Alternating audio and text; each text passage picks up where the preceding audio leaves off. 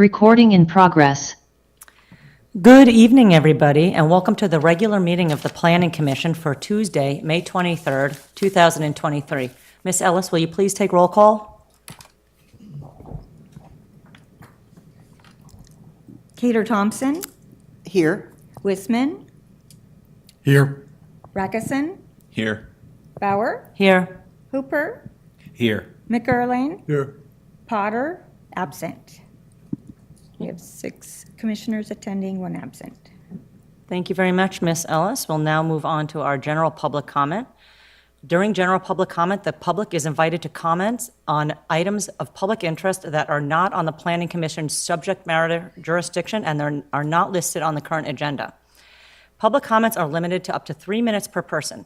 Depending on the number of persons wishing to address the Planning Commission, time will be allocated in equal shares totaling no more than 15 minutes.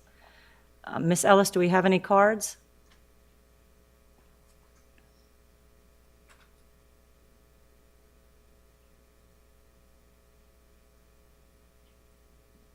We do not have any general public comment cards. Thank you very much. Were there any comments received prior to the meeting on general public comment? No, there were not. Great, thank you very much. We will now, since I do not see any general public comments, we will close the general public comment item, and we will move on to the approval of the minutes. And I see that there are no minutes to review, so we will move on and continue the agenda. And we will now move on to our agenda item number 2, public hearing for general plan conformity determination. And this involves a resolution making a general plan conformity determination consistent with California Government Code Section 65402 for the purpose of a land swap between the City of Petaluma and Vulcan Lands associated with APN number 007-163-008 and 007-700-002 located between the McNear Channel and Hopper Street, and recommending that the City Council approve the proposed land swap. We will now, I'll ask our Vice Chair Hooper to recuse himself, and he can say why. I will be recusing myself from this item since it does connect to the previous Oyster Cove item.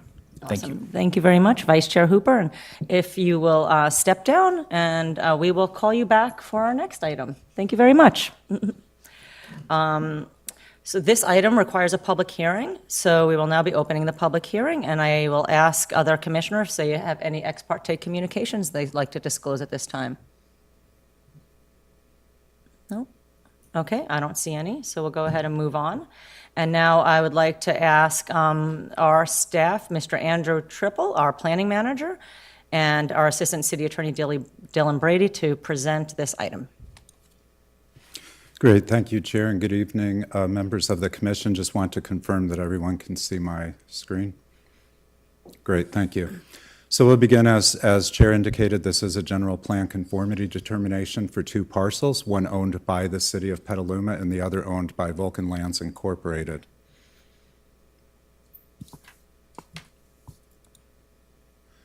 So the project site is located between Hopper Street and the McNear Channel, just east of Copeland Street. And we can see here in the slide that I'm presenting, the Vulcan Lands Inc. property is addressed as 400 Hopper Street Extended, and it's approximately 0.022 acres. It's identified by the larger red circle and the label public use. The general plan land use is river-dependent industrial. However, the use of the land is a public use. The river trail that connects from the steamer landing Park Vista to Hopper Street currently traverses that portion of Vulcan land. Then in the smaller circle is land owned by the City of Petaluma. That's addressed as 6 Copeland Street. It's actually part of the larger city parcel that includes Steamer Landing Park, and is identified in the yellow boundary line in the slide. That portion of land is designated park by the general plan. However, the use of that land is industrial. So these have been historical uses of the land. In the mid-2000s, the city and then Petaluma-based Shamrock Materials began an effort to align land ownership with the public space goals and operational needs of their respective organizations at these locations. Due diligence and negotiations were completed, including preparation of a lot line adjustment. However, for reasons unknown, that was paused, and the final approval and recordation of the land swap was not finalized. In 2017, Vulcan Materials, which is DBA for Vulcan Lands, Inc., acquired Shamrock Materials, and they continue to operate the decades-old concrete batching plant that was established by Shamrock Materials at that location. During entitlement review of the proposed Oyster Cove mixed-use neighborhood project, for which Planning Commission approved resolutions recommending the City Council adopt Phase 1 entitlements, alignment of property ownership and use was identified as a priority goal. This was in part to support establishing a required emergency vehicle easement for the Oyster Cove project. And so we can see here the proposed land exchange area. We've got the 0.2 acres of land, which is currently owned by Vulcan Land, identified here, and then the smaller portion, 0.1 acres, currently owned by the city, identified here. So the requirement is that a general plan conformity determination is required by state code when there's a disposition of land, whether the city acquires land or disposes of land. And so the code states local jurisdiction shall not dispose of or acquire real property until the Planning Commission has determined conformity with the general plan. And then the City Council considers the conformity determination as part of its decision to dispose of or acquire real property. So the project context, let me see if I can't get rid of this quickly. Pull it over here. There we go. So the project context, we have longstanding established uses. We have a land exchange and lot line adjustment that was considered in the mid-2000s. At present, we have property owners who desire to align ownership with the uses. And then the city would gain, at this portion, when it acquires the land, it would gain permanent access to Hopper Street from the River Trail. The River Trail also facilitates an important bike pedestrian connection between Hopper Street downtown and the SMART station. And this project does not propose any change to the general plan land use map. And so in this slide, this you might recall from a couple of weeks ago when we reviewed the Oyster Cove mixed-use neighborhood project, we showed the required secondary emergency vehicle access easement, and we described how that access easement would extend from Hopper Street, overlay a portion of the River Trail, and then come on to the Oyster Cove project right here, providing that secondary point of access for the project.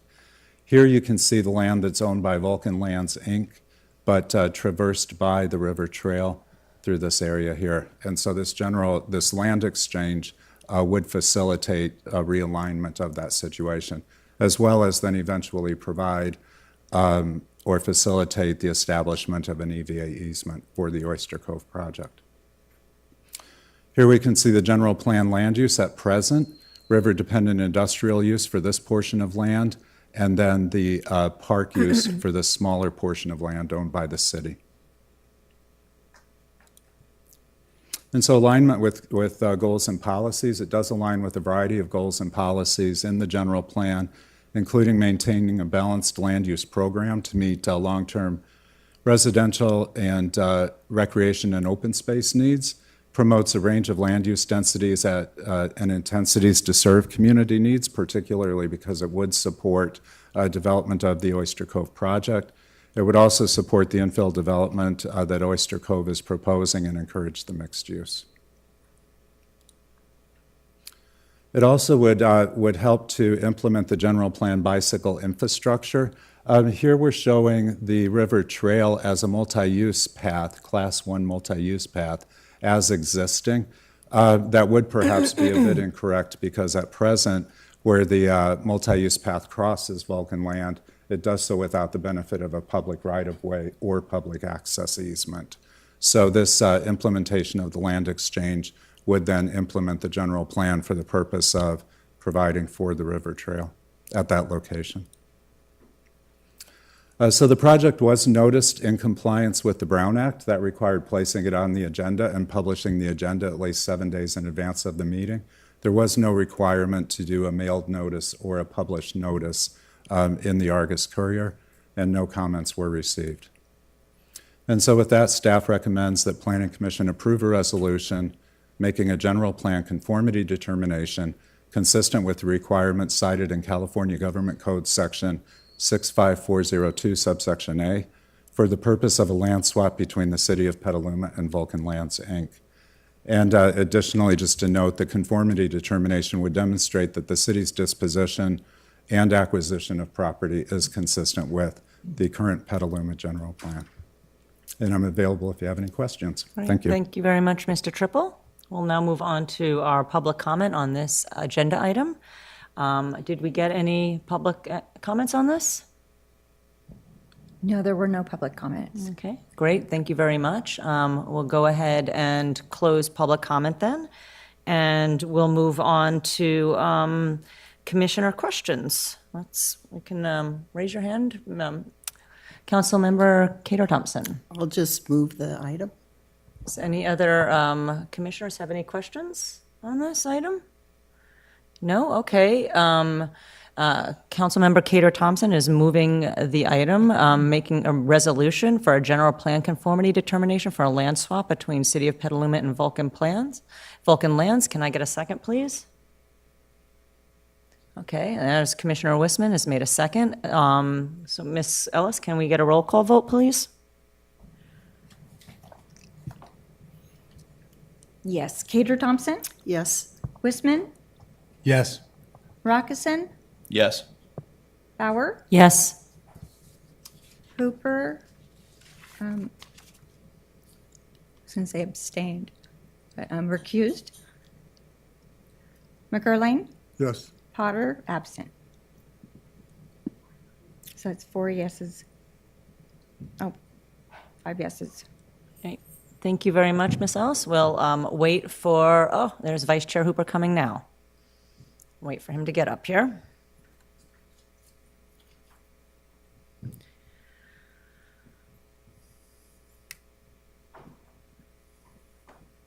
Welcome back, Vice Chair. Okay, we'll move on now to agenda item number 3, public hearing for the Floodway LLC appeal. This item involves a resolution denying the appeal filed by Heather Kratt upholding a planning administrative decision to deny the Floodway LLC project land use activity on a vacant subject parcel zoned floodway and located at 4875 Petaluma Boulevard North, assessor parcel number 007-422-028. Will now, this item will be requiring a public hearing, and I'll ask commissioners to disclose any ex parte communications they've had with this. Okay, I do not see any. So we'll move on, and we'll now be opening the public hearing, and we'll ask our Assistant City Attorney, Jordan Green, to give some comments. Good evening, Planning Commissioners.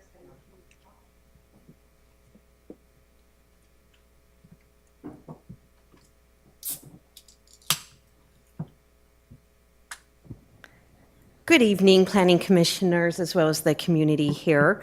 The issue before the Planning Commission is whether staff correctly denied appellant's application for a minor use permit to build a community marketplace in the floodway.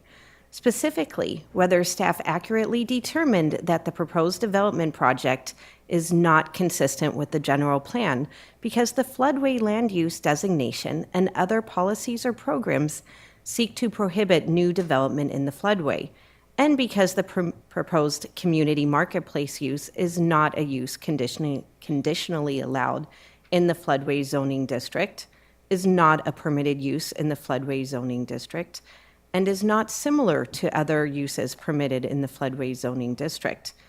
Additionally, any commercial land use providing public use facilities or places of public accommodation should be supported by minimum required development, including appropriately surfaced parking, vehicle circulation areas, pedestrian pathways, and outdoor lighting for use purposes to operate outside of daylight hours. The schedule for this evening will be as follows. Staff presentation for up to 20 minutes. The applicant appellant presentation for 20 minutes. Public comment. Planning Commission questions. Planning Commission deliberation, as well as the action item. The meeting is run by the Planning Commission Chair, and any deviation from this standard order is at her discretion. The Planning Commission is the discretionary body to act on the appeal as called for in the zoning ordinance and based on the applicable adopted regulations and policies of the City of Petaluma. Presentation and public comment should be focused on the merits of the project and analysis applied during the administrative review as it relates to the project and the code. There are many interested parties here with different views, so we would ask you to please focus your presentation and comments on the project itself and be kind and respectful to others so we may maintain decorum in this wonderful public forum. Thank you very much, Ms. Green. And we'll now move on to our staff presentation, which will be with Brian O. And before you start, I'd just like to ask staff and the appellant and community members, before you speak to the commission, to please make sure that your comments are respectful and kind and professional, and that you please refrain from any disparaging remarks on anybody, and just keep to the merits of the project, as Ms. Green would say. Thank you very much for abiding by that. So we'll now move on to the staff presentation by Mr. O. Thank you. Thank you, Chair. Good evening, Planning Commission members, members of the community. My name is Brian O., Director of Community Development for the City of Petaluma. For this item, I'm also joined by our Planning Manager, Andrew Triple, and Dylan Brady, our Assistant City Attorney, who can field questions at the conclusion of the presentation, should the Commission have any comments or clarifications about what's before you. And so the City of Petaluma, we are one of 23,000 communities across the country that participate and have the unfortunate sort of distinction of a river city and needing to address and mitigate flood risk. And so as one of those 23,000 communities, we participate in something called the Community Rating System. It is a strategy that was employed during the last general plan update. Most notable as part of that program was our Class 6 designation that we were able to obtain, which also translated into roughly a 20% reduction in insurance, flood insurance for residents in the city. It is something that, as we go through our current general plan update, much of the topic and discussion with the community is addressing sea level rise, addressing flooding. And so it's something that we will continue to maintain, and we feel is critical in planning not just our current land use, but our future land use designations as well. And so Community Rating System is a voluntary incentive program through FEMA. And so it identifies and awards essentially cities that offer up programs, policies, and regulations to mitigate flooding that happens to the community. And so the project before you and the property before you for discussion today is entirely within what we have zoned as the floodway. And this was a designation that was expanded and encompasses the entire property, and this was done back in 2016. And so if you could see, I'll have a clear picture here. And so the purpose of my presentation today, provide a little bit of background, touch on the project, and I'll reserve much of that to the appellant, and then close staff presentation with a recommendation. And so the floodway district is here before you. the floodplain, and so this is an important distinction to make. We have two ways to address this in our general plan, and so what you see that encompasses most of this graphic is our 100-year floodplain mapping exercise that was done. What you see that essentially runs parallel on both sides of the Petaluma River is the distinct zoning designation that we call the floodway district. And so as you see pictured here in the rectangle outlined in blue, in the blue color, that's the property that we are discussing today.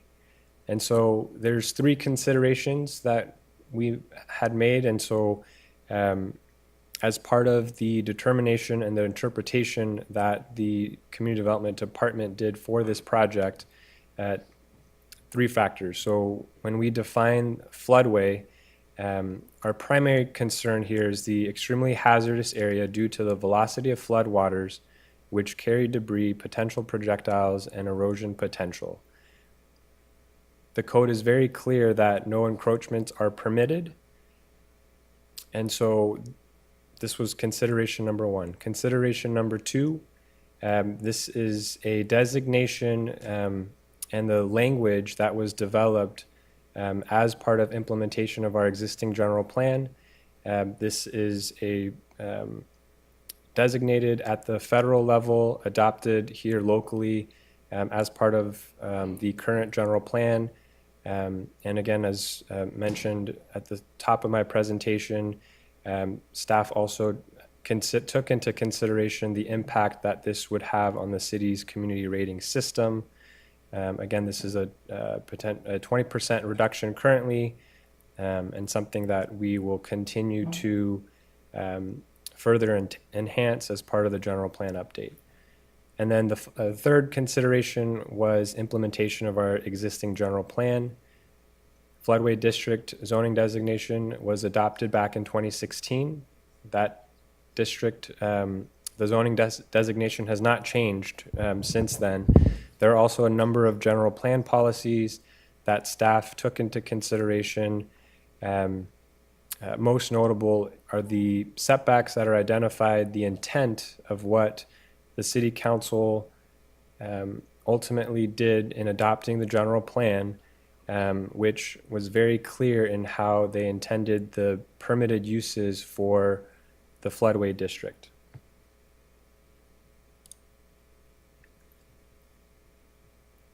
So this is an excerpt from Chapter 6 of our implementing zoning ordinance. This is also provided to you in the staff packet. And so the primary consideration when a planning application or a request from the community is submitted to our department, we take a look straight at what is permitted, what may be conditionally permitted. And so what we have here, again, if you look through from top to bottom, open space, agricultural uses, circus and carnivals, other transient amusement, and I'll just touch on that and circle back on that. Modification of native or riparian vegetation, so more of a focus on natural resources, as well as any other open type of use as determined by zoning administrator to be the same general character as the above permitted uses. On the conditional use side of the ledger, open air, public and private recreational facilities. It specifically cites parks, golf courses, and athletic fields. Private and public docking. Also clarifies that so as not to restrict the carrying capacity of the designated floodway. Above ground utilities, as well as stream channel improvements. And so the primary focus of the project proposal, we took a real hard look at that second permitted use there, circuses, carnivals, and other similar transient amusement enterprises, provided a zoning permit has been obtained. And so just wanted to emphasize there, as part of a zoning permit, it is a temporary use. The permit is very clear that it is 60 days, no more than 60 days in a calendar year. And so this was an option that was discussed, from the start as a potential avenue for what was submitted by the applicant. And then the other one I wanted to highlight here, same general character. And so when we look, and I'll on the next slide, I'll just provide a general overview of the proposed project. And so the determination that we made here, that the proposed use does not align with any other permitted use here that has the same general character as stated above.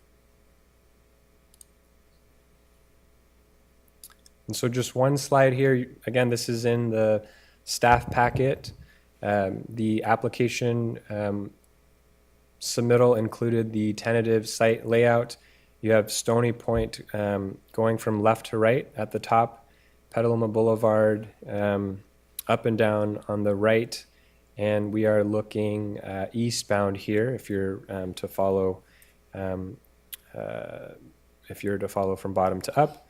And so part of the proposal included thoughtful consideration of protection of the riverbank, consideration of how to flow traffic potentially, as well as a tentative layout of the project, which is loosely defined as a community outdoor marketplace, a project that is temporary, all components of it temporary, and so that was a consideration that we took in as well. And to the right, just a much more clearly delineated parcel showing the property that's before you. And so with that, staff recommends that the Planning Commission, after consideration, affirms staff decision on 3 bases, and one being that, as proposed, it is inconsistent with our general plan policies, as I've touched on, and will happy to answer more detailed as part of discussion and comments. The decision was based also on consideration that the proposed project is not a permitted use as part of our Chapter 6 zoning ordinance. And then thirdly, it is our determination that the project does require some level, a minimum level of development in order to operate on the site. And so Jordan provided a nice synopsis of some of the concerns that were addressed. Again, we are here today. Staff is ready to provide any clarifying questions, comments, and references to any city regulations or zoning policy. And for my final slide, Planning Commission, this is also in the staff packet, have 3 options here: to affirm staff's determination, affirm in part, or reverse the action that is the subject of this appeal. Consideration can be made to adopt additional conditions of approval that may address issues or concerns. Ultimately, any decision that is made by Planning Commission is appealable to the final governing body, which in this case would be the City Council. With that, staff concludes presentation. Back to you, Chair. Great. Thank you very much, Mr. O. We'll now move on to our appellant, and that would be Ms. Heather Kratt. You have 20 minutes. Thank you. Let us know if you need any help.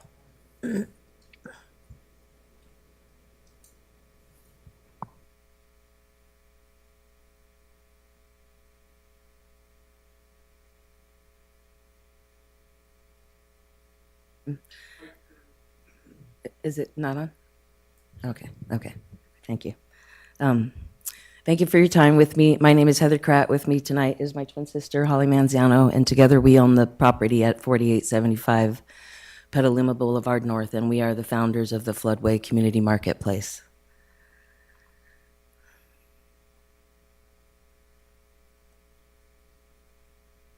Okay, so this is a summary of our project, but the first thing I want to make absolutely clear is that we have no intention of doing any development within the floodway on this lot. It's an outdoor community marketplace. It is 100% mobile and impermanent, meaning that everything out there can be moved. So we want to use the land as is, get out of the way well before a flood occurs. And this project is going to support local vendors and give them a place to thrive. Those vendors will include food trucks, craft beer and wine vendors, artists, artisans, and musicians. The project will create jobs, generate tax revenue for the city, give the community, especially in the northern section of Petaluma, a place to enjoy and provide cultural diversity. Our presence there will minimize flood blight at the northern gateway to downtown. We've had great community support, including 532 signatures so far on a petition in support of this project. We believe that this is absolutely the best possible use of that land, and we think the project is a win-win for the city.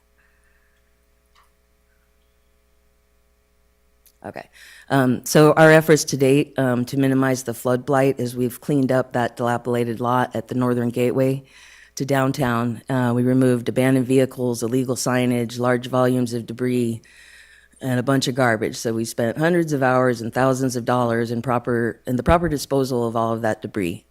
And there was some pretty nasty stuff included. So if anybody is concerned that, if I'm willing to pick up garbage, I've picked up hypodermic needles, tampons, and human feces.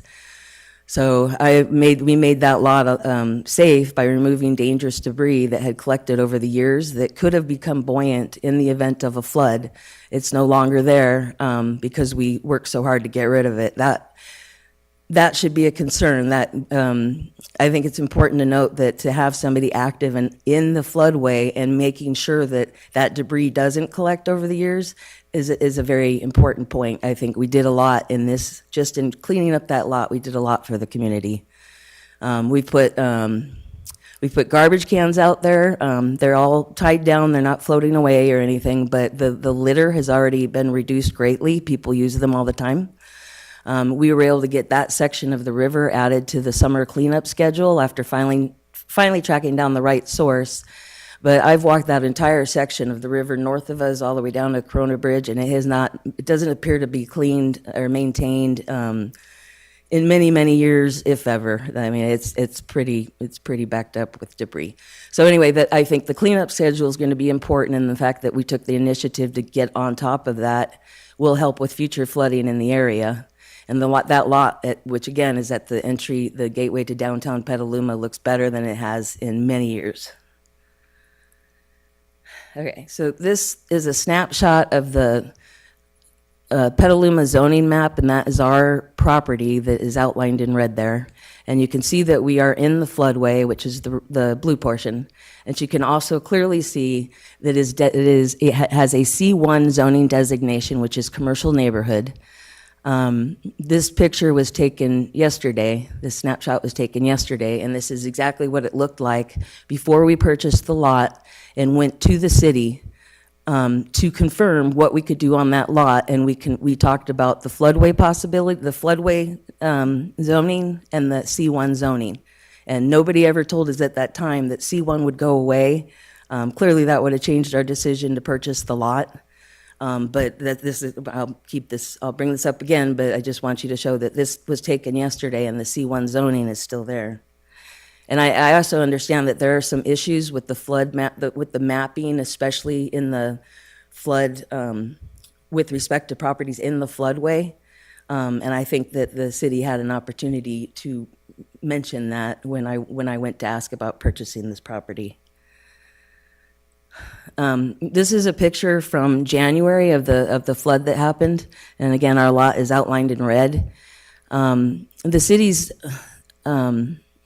The city's claim is that basically our lot is unique, and clearly you can see that the flooding that occurred, we're not the only people impacted by the flood.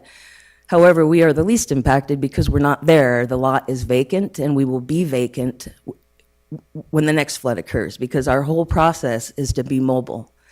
We will be out of the way. We will not conflict with the flood waters at all. We will keep the lot clean. We'll keep the debris off the lot. Everything we do is going to be positive. This is just a picture of one of the gas stations down the road that got flooded, and I believe that this should be more of a concern for the city, that gas and oil can go back into the river. Our lot doesn't have anything on it, so there's no negative aspect from the water rushing over our lot, but this is a problem for the city, I believe. Okay, so the current permitted uses in the floodway are, the two key ones that pertain to this are circuses, carnivals, and other similar transient amusement enterprises, provided a zoning permit has been obtained from the Community Development Department. That zoning permit is 60 days, as Brian O. mentioned. It's a 60-day temporary thing. Circuses and carnivals, this code was written in 1973, by the way. Traveling circuses and carnivals were the most likely thing for families to go do on a weekend. They didn't have food trucks. They didn't have any of the stuff that we're going to talk about today. So the focus that if we are like a circus or carnival, that therefore we must be restricted to only 60 days of operation on our lot in a year it's totally unreasonable. We can't make a living in 60 days. And it's also totally unnecessary because Section B4 says, any other open type of use as determined by the zoning administrator, director of planning, to be of the same general character as the above permitted uses. And it's clearly the same it is clearly the same general character. Circuses and carnivals are outdoor venues with food and music and other things, and they are mobile. The difference is circuses and carnivals in 1973 were not local businesses. These were companies that would travel around the country. So they would come make their profits and then go somewhere else. We are a local business. We're going to support local vendors. That means all that money is going to go back into the community. This is a very community-focused project. So I believe B4 is why it should have been approved initially without the requirement for this appeal. So it's also zoned commercial 1, which is for smaller scale shopping centers, and clusters of street front stores that serve the surrounding neighborhood, which is essentially what the vendors would be that come out and work at the floodways. They would be those small storefronts.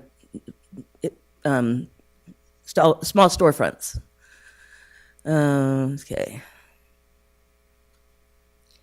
So our issues with the planning department have been, the first main issue is that we did meet with the planning department and public works prior to purchasing this property. We reviewed the maps, the zoning, which was FW and C1. We discussed food trucks being on that lot, and we discussed an outdoor marketplace, and I never was given any indication whatsoever that any of that would be a problem. In fact, I was so encouraged by it that I told my sister, let's go for it. We're going to do this. We're going to make this happen. This is going to be awesome. The city's going to love us for it. That's what I thought. But there was just no indication whatsoever that this would be an issue. And so the city had time to say something. Instead, our application was rejected outright, and our check wasn't even cashed. There were not a single clarifying question was asked about our project. There was no discussion. It was just a flat-out denial. We insisted, even though we were told that we're gonna deny you anyway. We insisted because we'll go as far as we need to make this work. But in the second rejection letter, there was included was an unsigned memo that stated that the C1 designation was a quote-unquote mistake and would be removed. And the fact that it wasn't signed is just like you can't just slip that in. I can't just lose the C1 designation on a property. We bought this property in good faith that the existing zoning laws would be upheld and not simply modified after we purchased it.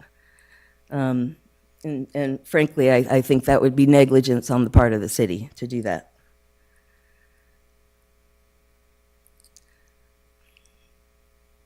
So there was no offer to meet until after we were rejected twice, and the purpose of that meeting was to simply restate their reasons instead of trying to understand, what we could do and what we were trying to do and the benefit of our project to the community.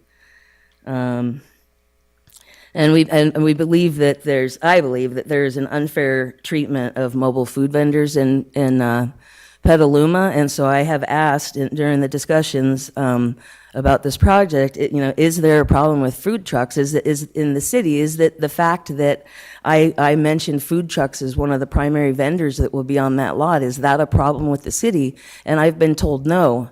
But I am also the founder of the NorCal Food Truck Association, and I can tell you from experience that there are vendors who are being denied conditional use permits, and they cannot make a living in Petaluma. And, and this is, the public information on food vendors is very clear. Mobile food vendors can work on private property as long as they have a CUP, but they can't get one, and instead they're being referred to the police department to get a solicitor's permit. And a solicitor's permit is for somebody who spends 10 to 15 minutes in one spot, and that's like the old-fashioned roach coach or the ice cream man. So it's just not an you can't make a living. You can't set up, you can't serve, you can't shut down in an hour. It's just impossible. So it's just not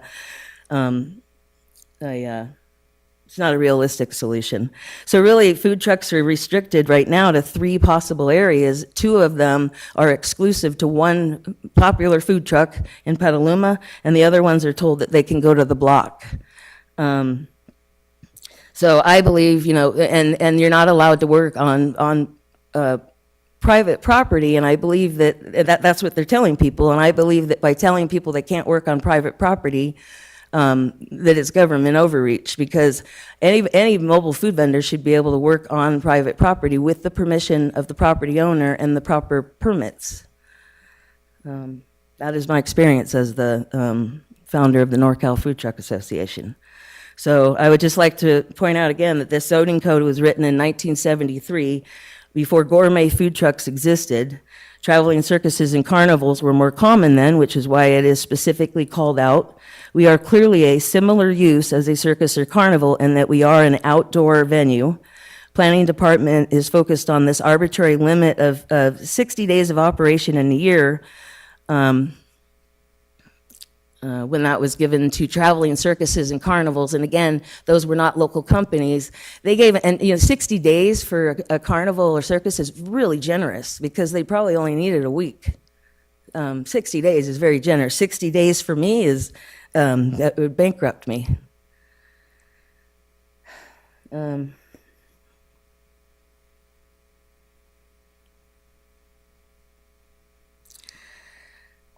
So again, the zoning section 6.050B4 says any other open type of use as determined by the zoning administrator to be of the same general character as the above permitted uses.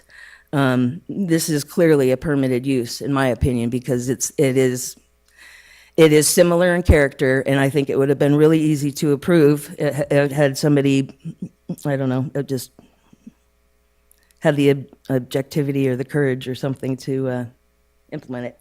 But in our denial meeting, we were actually told, we suggested that, well, maybe we just need to put a circus there, and we were actually told, well, no, actually you can't do that, because circuses and carnivals would require some form of development, and you can't develop in the floodway, and that it would be a catch-22 if I ever heard one. So our request to you, the Planning Commission, tonight is to support us in the fact that we don't want to do any development. It's in the floodway. We never intended to do any development. Everything we want to do, we can do mobily. Even the lighting, which I can put on a trailer that can be hauled away, everything can be done mobily. We don't need to put utilities. The driveways are already there. So we don't want to do any development. I just want to make that clear to anybody who's concerned about floodway development. We request that you approve our use permit so we can move forward with our project. We request that you keep the C1 designation in place on our property, because we probably wouldn't have purchased it if it wasn't for the fact that this was public information and nobody in Public Works or Planning mentioned it before we purchased the property. Again, believe that would be negligence on the part of the city. So we believe that this is the absolute best possible use of that land. We think it's a win-win for the city, and we respectfully ask that you please support us in setting an example of a responsible use of land in the floodway where blight is minimized, jobs are created, taxes are generated, and value is added to the city without compromising the safety and well-being of the community. Thank you very much. Thank you, Ms. Kratz. We'll now move on to a public comment. The public is invited to comment on this item.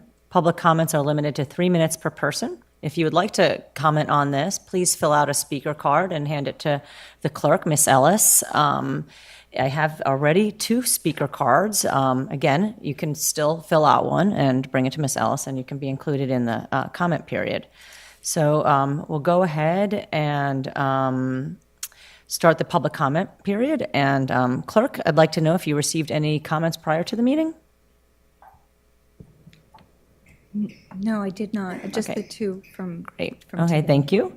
Okay, so we'll go in order, and our first person that will be commenting is Alex and Shay Pereira. Okay.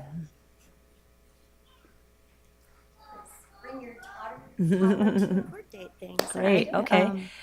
Thank you. So you have 3 minutes. Hi. Okay, and will you My be? husband Alex. Okay. My name is Shay. We are the owners of Golden Brown and Delicious. It is a catering company that has a food truck. Food tent, but we operate like a food truck.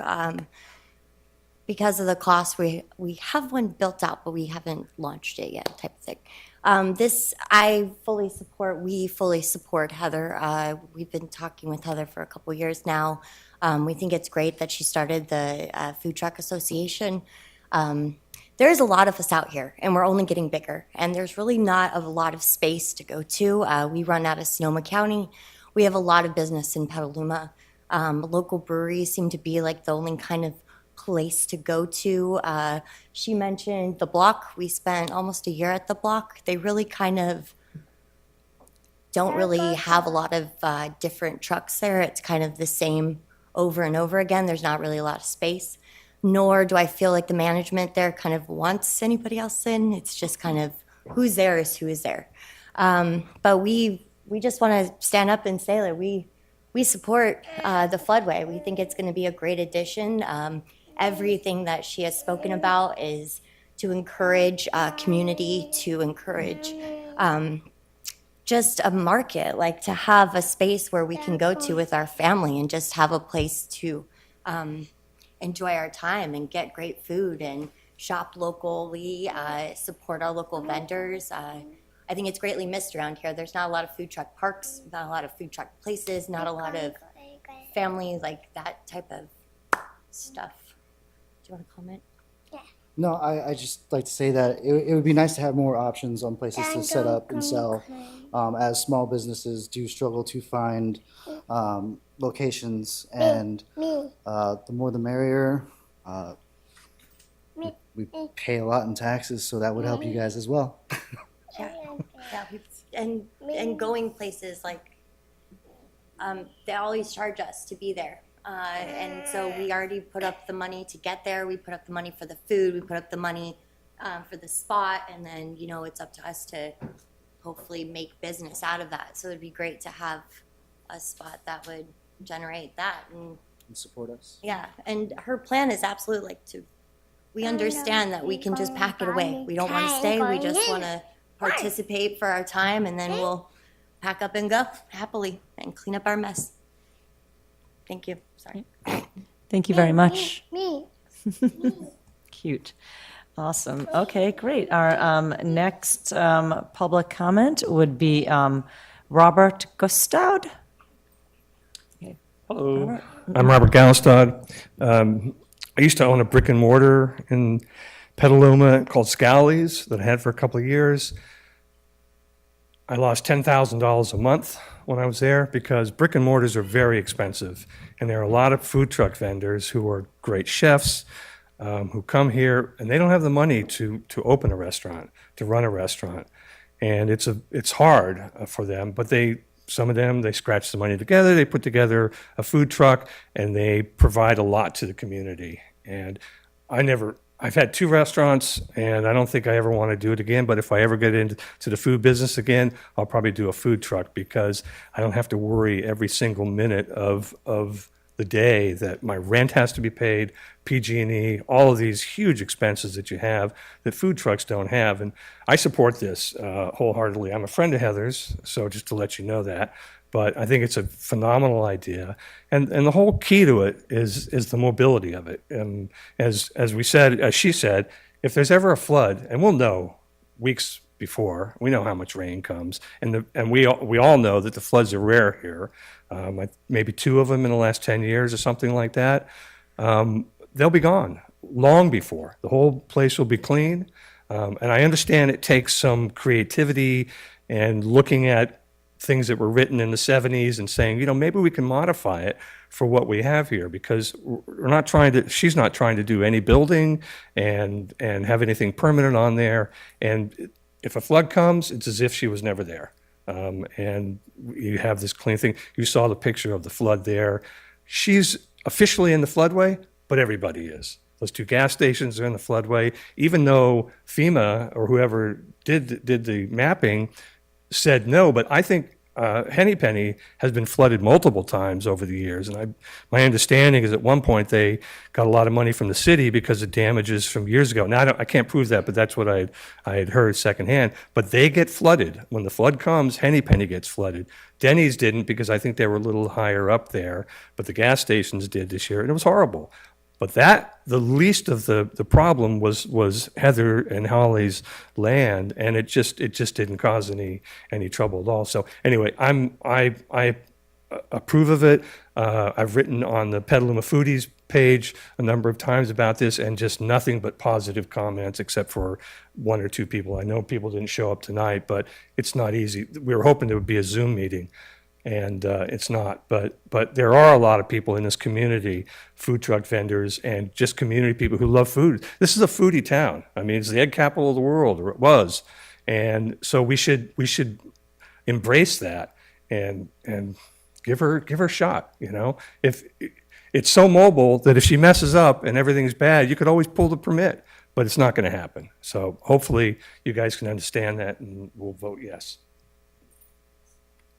Thank you, Mr. Gustad. We have another speaker now, Elizabeth Fabosi. Sorry if I didn't pronounce that right. Okay. Hi, I'm Elizabeth Fabosi. I own a coffee trailer. It's not in Petaluma because the whole mobile food facilities are not allowed other than the block, which unfortunately they don't open until 4 p.m. And so that's not really conducive to a coffee trailer. So I wholeheartedly support Heather because the whole reason why I wanted to open a coffee trailer was to try to foster a sense of community. I used to manage the coffee cart that was in front of Mr. Magoo's a long time ago, and it was amazing to see like the sense of community that came together there. And when I was working on opening the trailer, it was hopefully to be in Petaluma. And once I was notified that it's not really allowed other than farmers markets in the block and other community events, that was really devastating. So I was really stoked that Heather was doing this lot, and I'm really hoping it goes through because that would just be amazing for a lot of us that are trying to make it work. And we are, like, I know for myself, I'm doing it any and all of the events that I can in Petaluma, but it's really tricky because it would be nice to have a space to go to that was safe and comfortable and brought all of those people together. So yeah, and I can attest to the mobility of having some kind of all these mobile units that can quickly pack up and go, or just not even go if it's going to be raining like that. So anyways, I hope it works out. Thank you. Thank you very much. Are there any other public comments? One more? Okay, you can come up and give your public comment, and then afterwards you could fill out your speaker card and give it to the clerk. Okay. Hello. My name is Miguel Elliott, and I have a service. I do earth and building. And I saw the sign today. I was going by and I saw the sign for the floodway and this community marketplace with artisans and vendors and food trucks. And so I just got really excited, and I imagined that space being used for that. And and I just got really excited. And and I've told a few people, and they were like, "Oh, wow, that's so cool." And and I build, I have mobile ovens, like mobile pizza ovens. And I haven't talked to Heather about this, but I'd love to. To be able to serve like wood-fired pizza, in an Adobe oven, that's artistic and and be able to serve good, healthy food. And there's nothing like that, really happening in that area. So I would just like to express my support for this project. I think it's a beautiful vision, and this is like just the kind of thing Petaluma needs. And I grew up in Petaluma, born and raised here, and this is just and coming right off the freeway, it'd be just a great way for people to be introduced, to some of the kind of excitement that Petaluma has to offer. So. That's what I'd just like to share. So thank you, Heather and Holly, for initiating this project. Yeah. Thank you, Miguel. Please do fill out that speaker card and hand that in. It looks like there are no more public comments at this time, so we'll go ahead and close public comment, and now we'll move on to commission questions for staff and the appellant. And I will say that if commissioners have questions for Ms. Kratt, we will maybe ask you a question and you could come to the podium and answer it, and then if you could sit back down afterwards, right? So, okay. So just be ready for that. And we'll go ahead and do any commissioners have questions for staff or the appellant? Okay, we'll start with Vice Chair Hooper. Thank you very much, Chair. First, I wanted to thank staff for the thorough report and presentation and all of the updates that we got on this since the weekend. And I also wanted to thank the applicant both for engaging in this thorough response, but also for all the work done to clean up that site. I think a lot of us know what that site has looked like, and regardless of how this goes, we really appreciate that.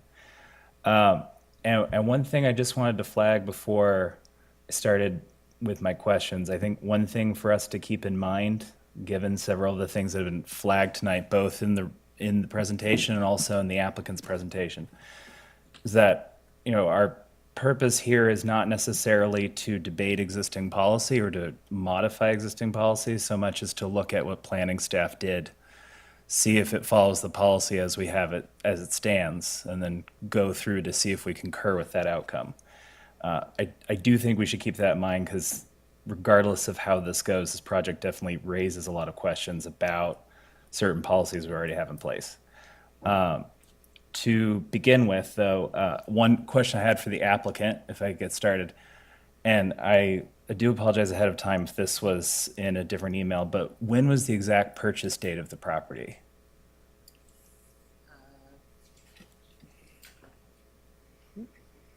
April 4th, April 4th, okay.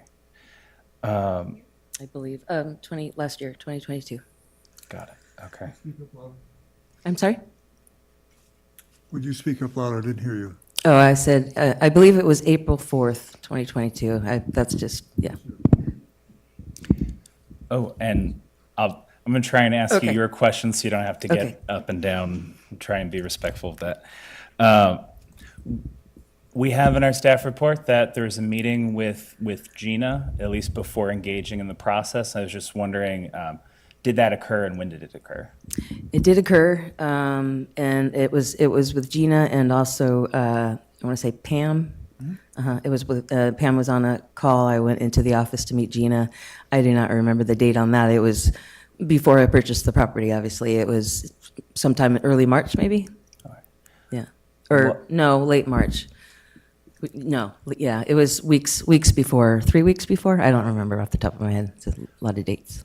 When you had the meeting with Gina, was she clear about the floodway concerns for the designated use? She made it clear that it would be very difficult to develop anything there. But when I talked about, I thought it would be just a perfect place for food trucks and other outdoor vendors, I didn't get any indication whatsoever that that would not be allowed.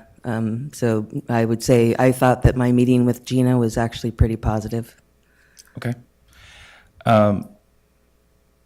Moving towards the specifics of the project that you've proposed, is there, and I don't know a lot about food trucks, so I apologize if this is a more basic question, but is there an insurance issue when operating in a floodway or a flood zone issue?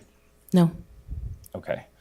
And then we flagged in our report, but also in the presentation as well, there's the concern about this being so close to the Petaluma River corridor.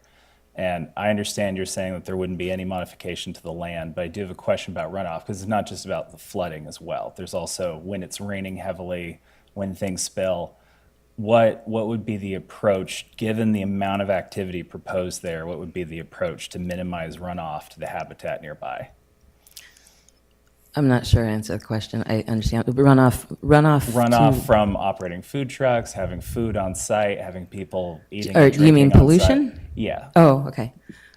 I don't see why there would be any pollution. They come in, they drive out with all their own stuff. They're not dumping water, or they have their own water tanks. And I'm sorry, I'm just not understanding what runoff you would think. In this context, I'm thinking people are klutzes, they spill all the time, food gets left in places. I don't know exactly what kind of vendors would be proposed, but if people are drinking, or if there's anything that gets spilled, or there's an accident with the truck, I'm just wondering, what would those precautions look like? Okay. Well, if anybody spilled anything, I would made it clear I will definitely keep that lot clean. That's my motivation. I'm not going to leave it as a mess. So if you're concerned that garbage is going to end up in the river, I would just have cans and clean up the lot every day.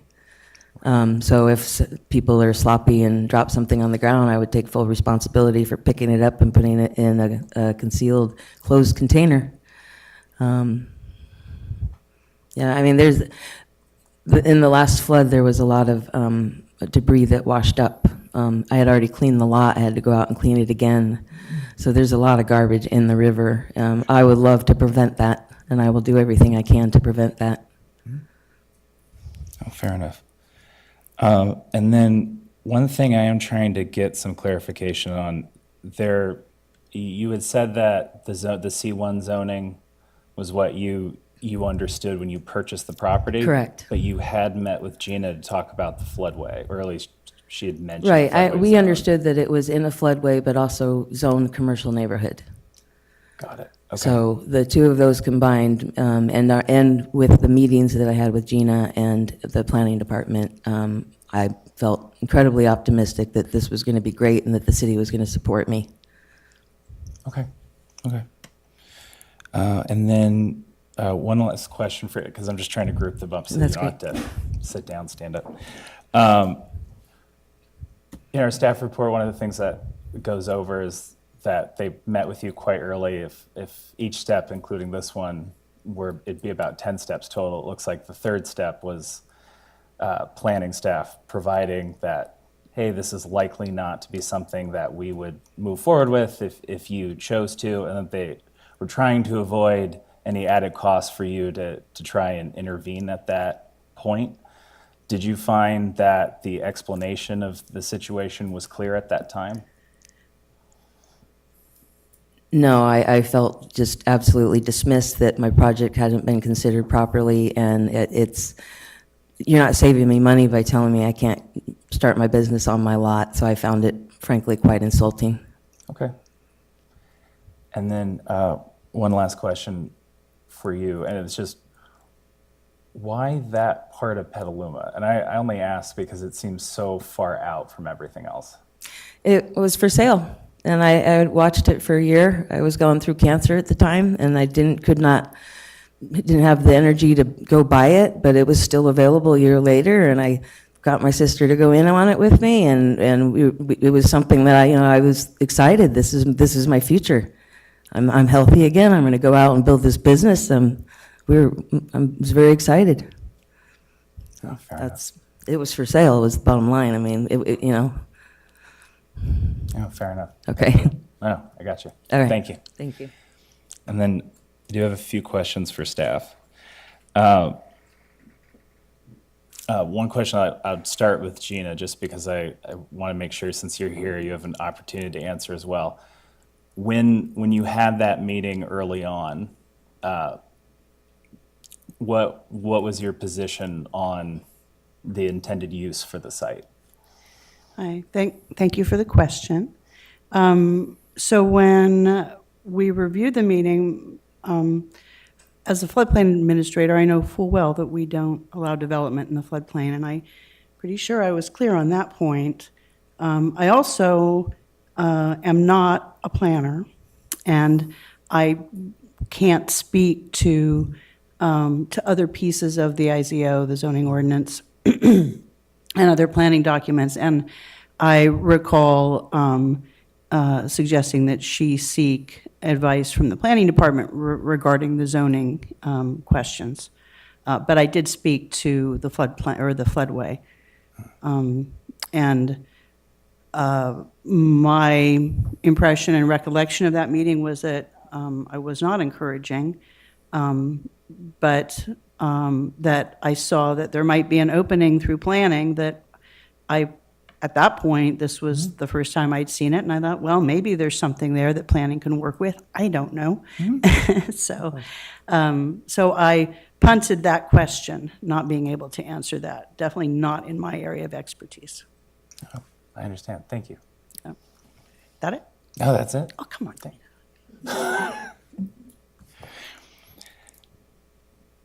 And then pivoting from there, so speaking to comments made by the applicant during the presentation, how are conditional use permits handled for food trucks in general? I'm just trying to get a sense of the whole thing.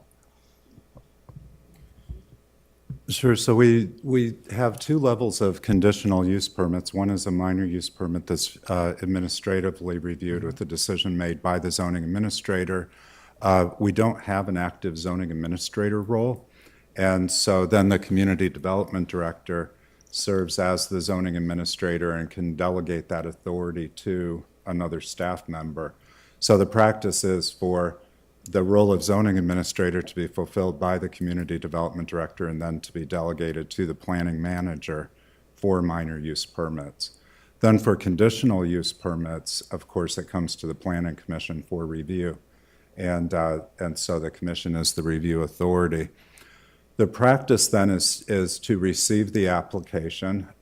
We consider an application submitted when materials have been submitted and the fee has been received and a cost recovery account has been established. So that varies. Sometimes it's 3 days before we're able to establish a cost recovery account. Sometimes it could be several months. It depends on the applicant's responsiveness. This application was submitted, I believe it was online on October 24th. And the applicant did follow up with payment of the required cost recovery deposit. In talking with staff who were assigned to review the project, Larissa Alkin was the project planner to whom the project was assigned, but then she was supported by Deputy Planning Manager Tiffany Roby. And then, of course, I'm always present and available to discuss questions and such. So when they received the application, they indicated that they were surprised by the application because we know that parcel quite well, and we know that the counter planners and all of staff have always advised that that parcel is located in the floodway and cannot be developed or used.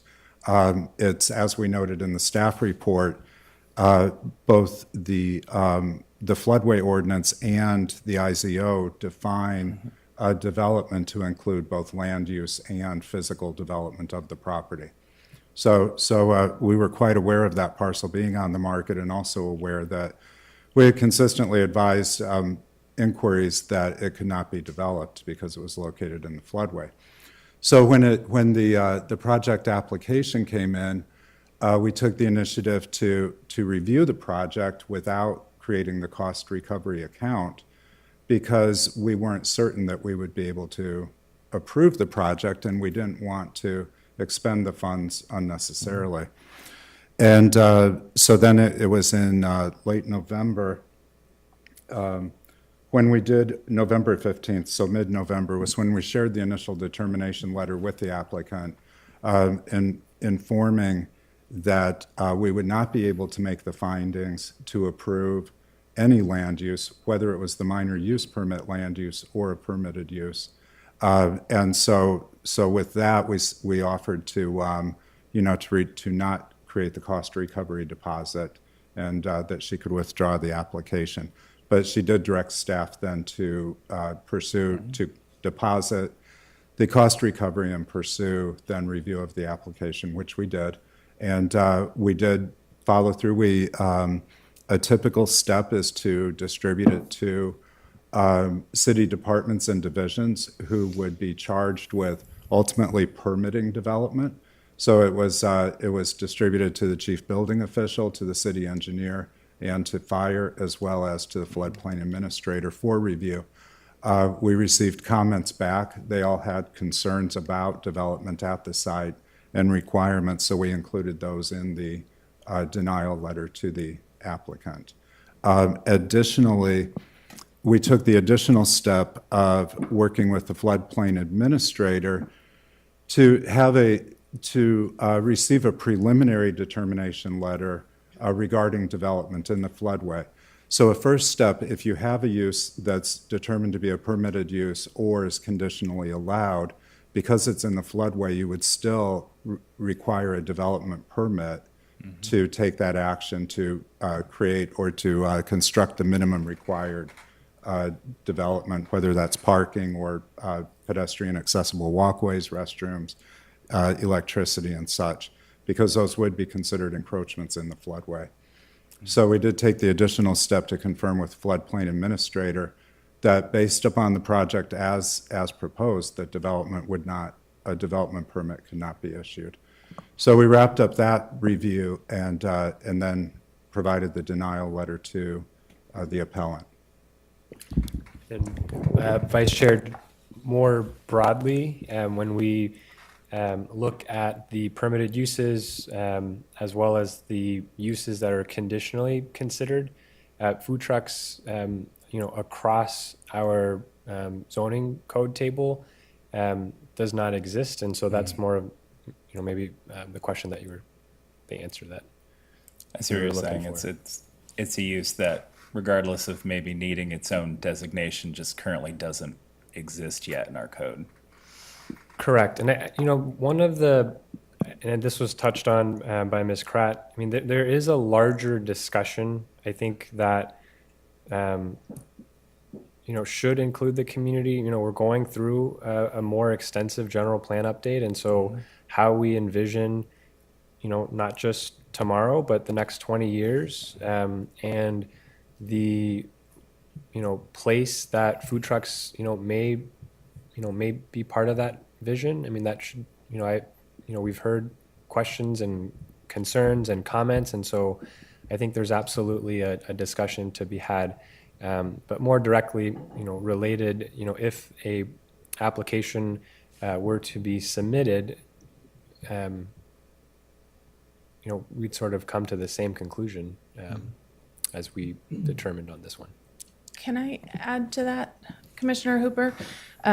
So, very much in agreement with Ms. Kratt that our code was written at a time where food trucks weren't, a thing, and they weren't gourmet food trucks, and it's quite a change. And so our code doesn't deal with food trucks. It doesn't mention them, so they're not an allowed thing. the examples of the block and even Brewster's, when Brewster's came through this body for site plan and architectural review, they actually carved out a food truck pad, and the block carved out, I think it was 3 or 4, I don't know the number. But that was one of the ways we were trying to get like some flexibility around it to create an opportunity for food trucks in an area, given that our code doesn't currently address them. So that's kind of where the current code stands, and I would agree with Director O that I think it's a very relevant time to be talking about some of those different types of uses and configurations and that kind of stuff as we're going through the general plan process, as we're going through a comprehensive code update. But as you started your comments kind of saying we're struggling through with a code, and even if it is outdated in some ways, it's the code that we have adopted and that staff needs to work off of in reviewing applications. Absolutely. Thank you. And do you have a question about the 60-day temporary use? Because that did feel arbitrary, and I'm sure there was a reason for it. So I was just curious to know what the backstory on that cycle was for a floodway area. Sure. So as indicated in the permitted uses, the circus and other transient amusement enterprises are allowed with issuance of a zoning permit. So zoning permits are considered short-term activities by the code. They're defined in section 7.070, and the maximum extent that a zoning permit can be issued within a year is for 60 days. So it's not arbitrary. It is defined by the IZO. Oh, no, I recognize that it's defined in the IZO. My question was there a stated reason behind that cycle of time? Aside from it being in the IZO, was there an intended lesson to it? Not to my knowledge. Okay. Yeah. Thank you. And then last question, I'll stop hogging. Have there been any other projects in the last few years in a floodway zone where there's been this kind of, and I recognize it is permanent but temporary, where there's this desire to not infringe on the land and desire to try and clean up in case of issues, but where you've got the potential for so much portable equipment? Have we approved anything similar to that in the past, or would this really be an outlier compared to everything we've seen? My understanding is that the last development project that was approved in the floodway was in 1991. It was the Petaluma Outlets project, and a portion of the parking area is in the floodway. That project is conditioned to require removal of vehicles in the event of a flood incident, and it has been difficult to implement and enforce those conditions of approval. I'll turn to Heather because she's, of course, been here longer than I have, and could perhaps close the gap on temporary uses that may have been allowed on property that's been developed already in the floodway. I can't think of any kind of temporary use like this in the floodplain. Oftentimes when we've had zoning permits for kind of those temporary uses, they go onto a site that's developed. So for instance, I know that I think it was Sift Cupcake had a cart that they had for 60 days or every weekend for X number of months or something, like in the Bank of America parking lot. Or it used to be the big zoning permit was the beer circus at Lagunitas. So a lot of times those transient uses, those temporary uses that are covered by a zoning permit are going onto a site that already has some development on it. So I can't think of one in the floodway. The other thing that I think is unique, because I agree with Andrew that I think the only thing in the last, 91's more than 20 years, I was going to say 20 years, but that's even longer, is the outlet mall. And one of the unique things about this site is the entire property is in the floodway. So we have had other development where maybe a portion of the site is in the floodway and the development pulls the actual use and development out of the bounds of the floodway. So that's more often what we've seen when the floodway is involved is it's on some portion of the lot and the project is designed to stay off that portion of the lot. Thank you. Great, thank you, Vice Chair Hooper. Any other questions from commissioners? I'll go with Commissioner Roccason. Thank you, Chair Bauer. And I'll do the same thing that Commissioner Hooper did and start my questions with the appellant. I'll try to do it all at once so we're not getting up and sitting down. So the first question, any idea how much traffic you've anticipated in, business plans, modeling you've done? Any sense of like cars in and out, how many people you'd expect on a daily basis, anything like that? As in far, we're looking to take advantage of the existing traffic. It's already a pretty busy intersection. I mean, it is the Northern Gateway. So we're hoping they could stop by temporarily and then keep going. So I don't see an increase from the addition of I think we're going to take advantage of people who are already coming and going. Well, when I mean traffic, I mean people who are actually stopping to pull in. Oh, stopping onto the lot? Yeah. I guess for a business owner, it's like as many as possible. But Yeah. if you have any like estimates or anything about how many people would be using that site potentially in a day? Like on a daily basis, an hourly basis, or? Yeah, daily basis Yeah, or daily. hourly, either one. Just you guys Yeah. would have a better sense as mobile food truck people than I would. Well, I would say it would be a lot slower than a farmer's market, and I don't have an exact number for you. Okay. It's a good question, but I don't know. Yeah, well, that's a good answer. So, and then we talked about the 2 months. Would there be any difference made if that was like a 6-month period, anything like that for you in terms of making this thing pencil as a project? Would any? Yeah, we have been flexible with this, and even had suggested that if it makes people feel better that we shut down during the rainiest months of the year, we would be willing to do that. I think 6 months would still be too little, though. I mean, any sunny day, if we can be out there making money, I would like to be earning a living. Well, and the reason I use that number is I looked across transient business definitions and mobile business definitions across municipalities, really across the country. And like transient is always defined as 6 months. We have 60 days, but pretty much everywhere else. Now that, again, may be outside the scope of what we're talking about. We say 60 days in this city, so that's what staff's working with. But I think that it's an important note that pretty much everywhere else it's defined as 6 months as the maximum for kind of a temporary. In this case, we're talking about that like zoning permit that would give you 60 days. Everywhere else, that's 6 months in what I could see from some initial research.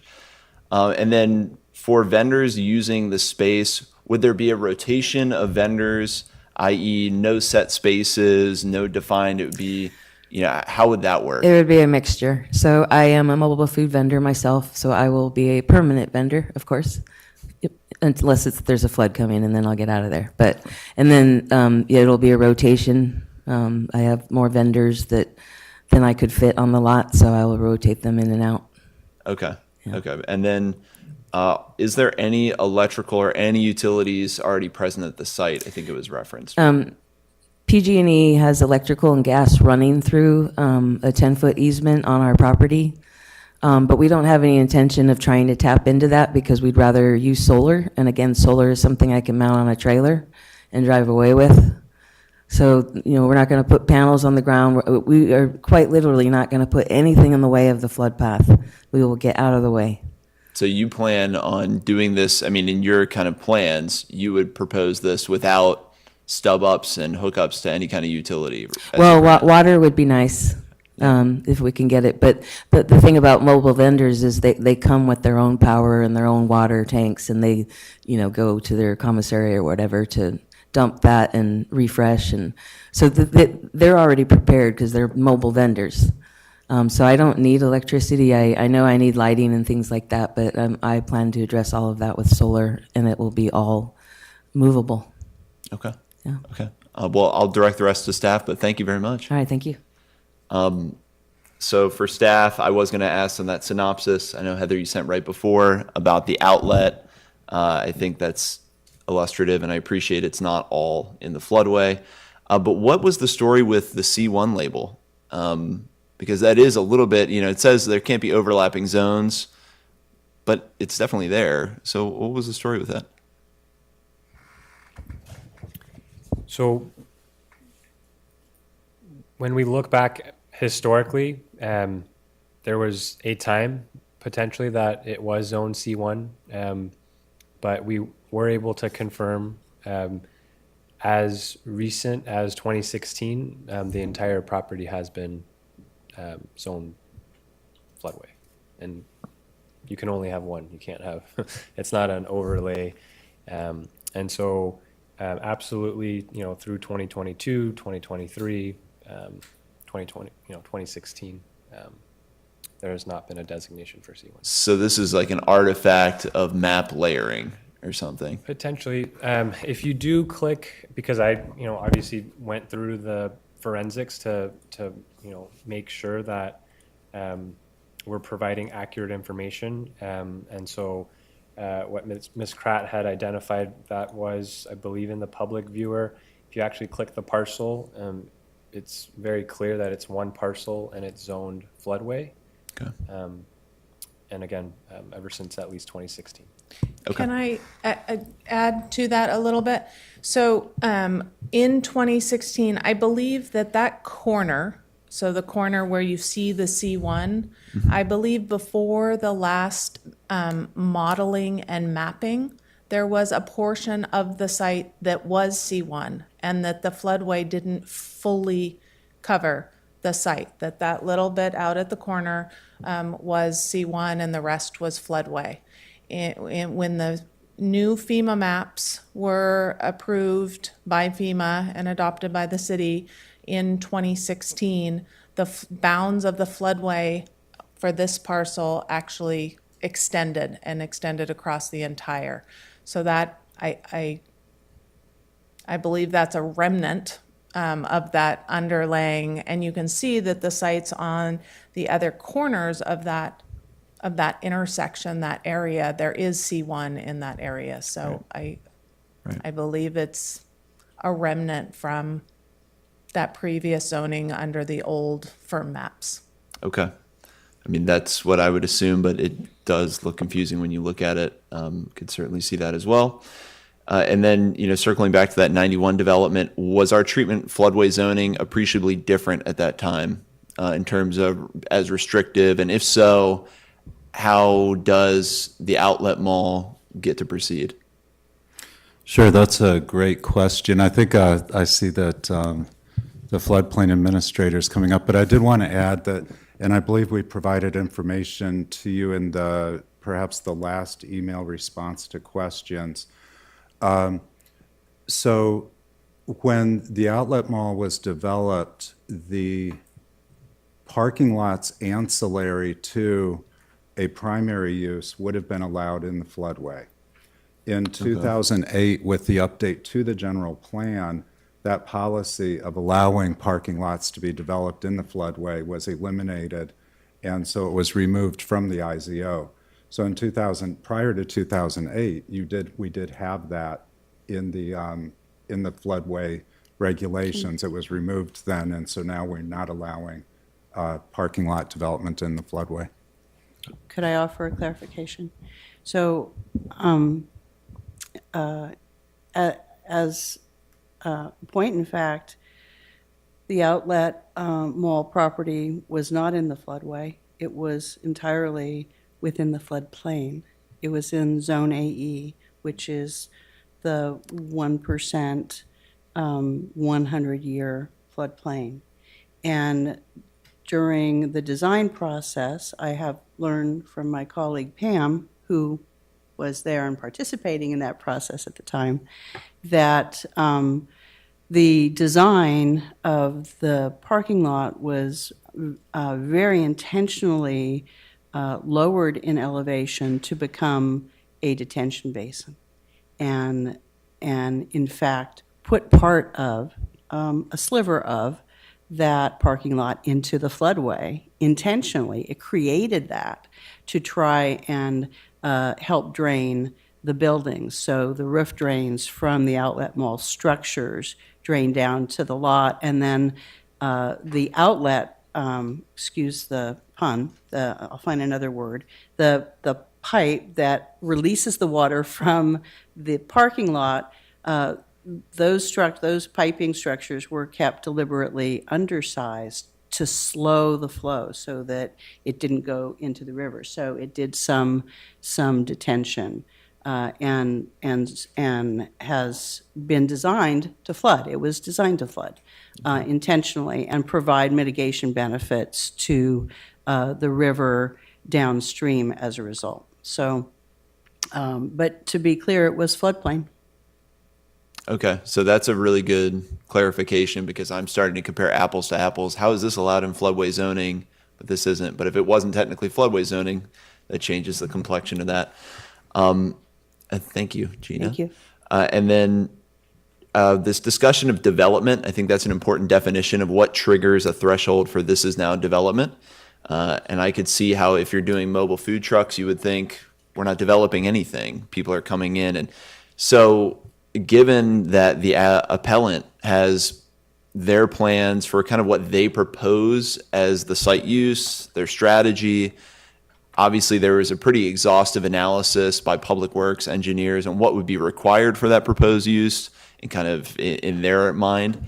How do we reconcile those two when an appellant says, look, we're not going to do all that, we're going to do X, and the city says, well, we have to assume you're going to do this and propose development. Can you just talk about that process a little bit? Certainly. So definitely, the definition of development sort of is not what you would typically think about. But, you know, for starters, when we think about any proposed use, we think about accessibility, we think about, you know, how people are able to navigate the site. And so, yes, I can clearly see a proposal that is 100% temporary in nature, can pick up and leave and return, you know, post-flood clearing.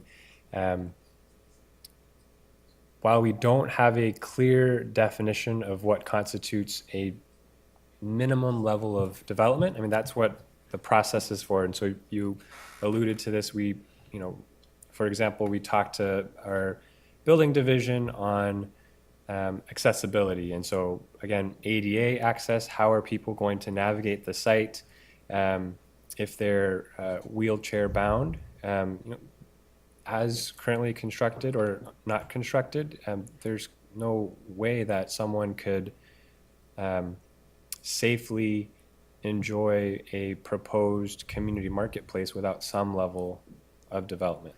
Another concern that was identified with building division, restroom facilities. So any sort of potential proposed public facility, public use,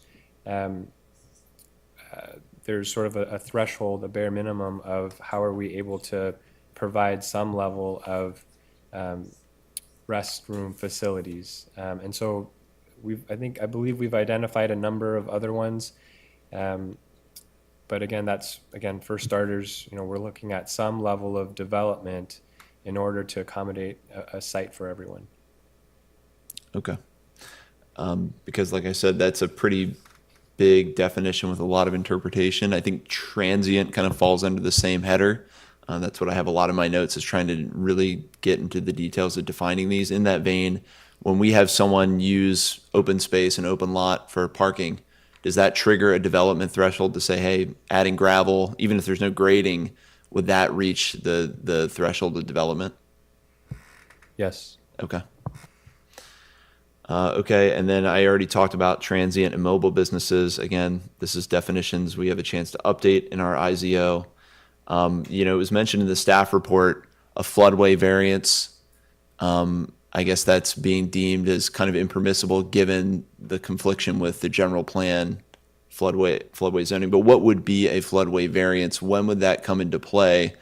And just, again, in the mind of thinking, well, if there's other factors that override the potential, because we've kind of admitted I don't want to get too lost in comments. What would be a floodway variance, and when would that kick in? What would that look like?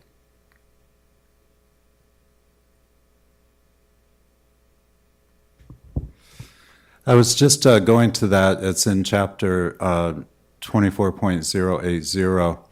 And the floodway variance, the purpose of the variance is to grant relief from the requirements of Chapter 6 in order to permit construction in a manner otherwise prohibited.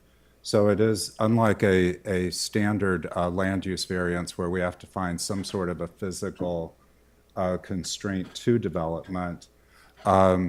This does recognize, I would say in interpretation that it does recognize that there may be development prohibited by Chapter 6 that might be desirable. And so the floodway variance provides a pathway for that. However, what the floodway variance requires, I think, preemptively, is that a land use is allowed, and that the land use can be either permitted or approved. And so in this case, when we turn to the floodway variance, where we weren't able to find the opportunity to go to the floodway administrator to talk about the potential for a floodway variance, because we weren't able to find that the land use could be allowed. Okay, right, and that's our list of, I understand, okay. Okay, well, I'll yield the floor to other commissioners. Thank you. Okay, thank you very much, Commissioner Rakusin. Who was next? Was that Commissioner Wisman? Mhm. Great, thanks, Chair. A number of my questions have been asked and answered through the questions of the other commissioners. But just in establishing a sequence of events that I think was started by Commissioner Hooper, question to the appellant, do you have any plans for any type of development as we've talked about, not fixed structures and things like that, but any grading, ground cover, landscaping, stormwater control, anything like that? No, and with respect to any kind of ADA access, I have been looking into that as far as, it is possible for gravel to be ADA compliant. It depends on the size of the gravel and the level of compactions, but that's a pretty compacted lot. So I can also lay down a pad, there are things which would be movable again. So there are things that we can do. Honestly, there's no problem that I can't solve. I will solve it to make this project work. Okay. One more question, Ms. Kratt. So you spoke of, your awareness of the C1 designation on the map. Right. And you spoke that you were aware of the permitted uses under C1. Similarly, when you're informed that it was in the floodway as well, notwithstanding there was kind of a dual designation there, were you aware of the permitted or the restrictions of the floodway designation? I was. I reviewed the zoning codes very thoroughly before we purchased the lot, and I was very convinced that because circuses and carnivals could have been allowed and other similar uses would be, I thought it would be a no-brainer. I thought we would get easily approved. Okay. So. Great, thank you. A few questions for staff, and I think we were going down this line when there a couple of the members were speaking of the permitted uses or the use designation immediately preceding the floodway designation 2016. What was that designation? Do we know definitively, or are we unsure about what that designation was? Prior to 2016, a majority, so the parcel is approximately 35,000 square feet. Prior to 2016, roughly 30,000 square feet of the parcel was designated floodway, and the remaining portion, 4,900 and some square feet, I believe, was designated C1. Okay. In 2016, when FEMA reissued the flood maps, then we see the current configuration of the floodway, which entirely encapsulates the parcel.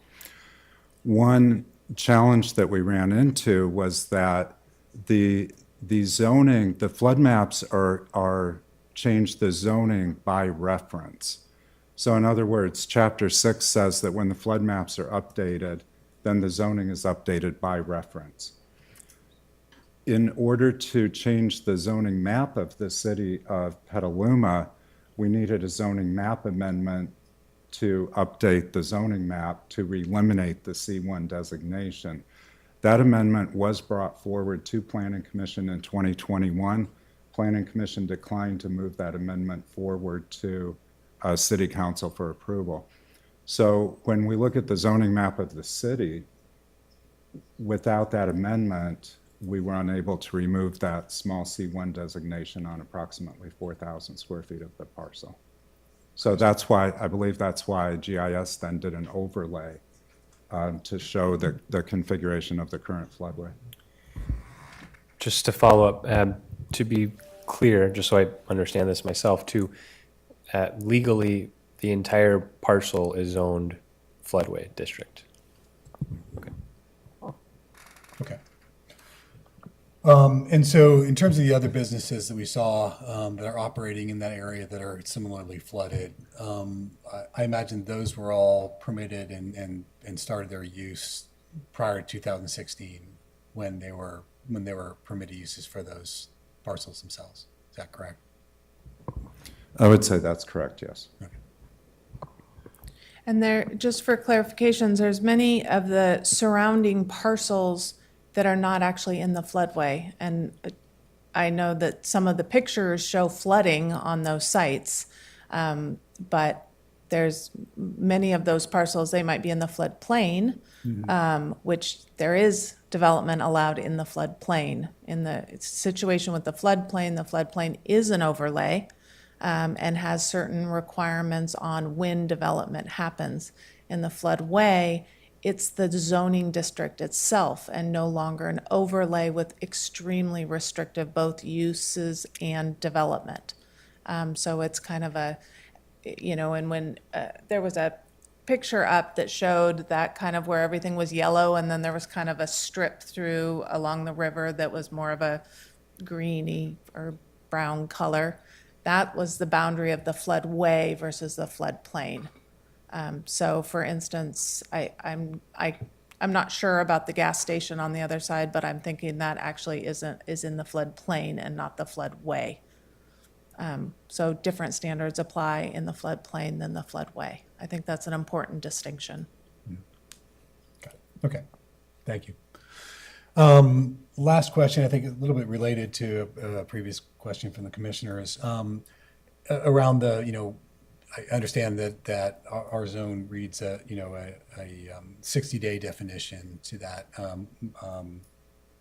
temporary use or minor use. Is there any other avenue by which the appellant can conceivably operate on a recurring minor use that would allow them to come to planning, submit an application over the counter, operate for 60 days, come in on the 61st day, and do it once again, or I know that's kind of an extreme example, but anything other than what we've talked about today that would allow them to operate as they're intending? We've spent quite a lot of time exploring alternatives, and unfortunately, without amending the IZO, we haven't been able to find an alternative that would allow for operation for more than 60 days with the benefit of an approved zoning permit. Okay, and maybe as catty as it might sound, is there anything that does prevent them from coming in on the 61st day and applying again? Sure, that's a great question.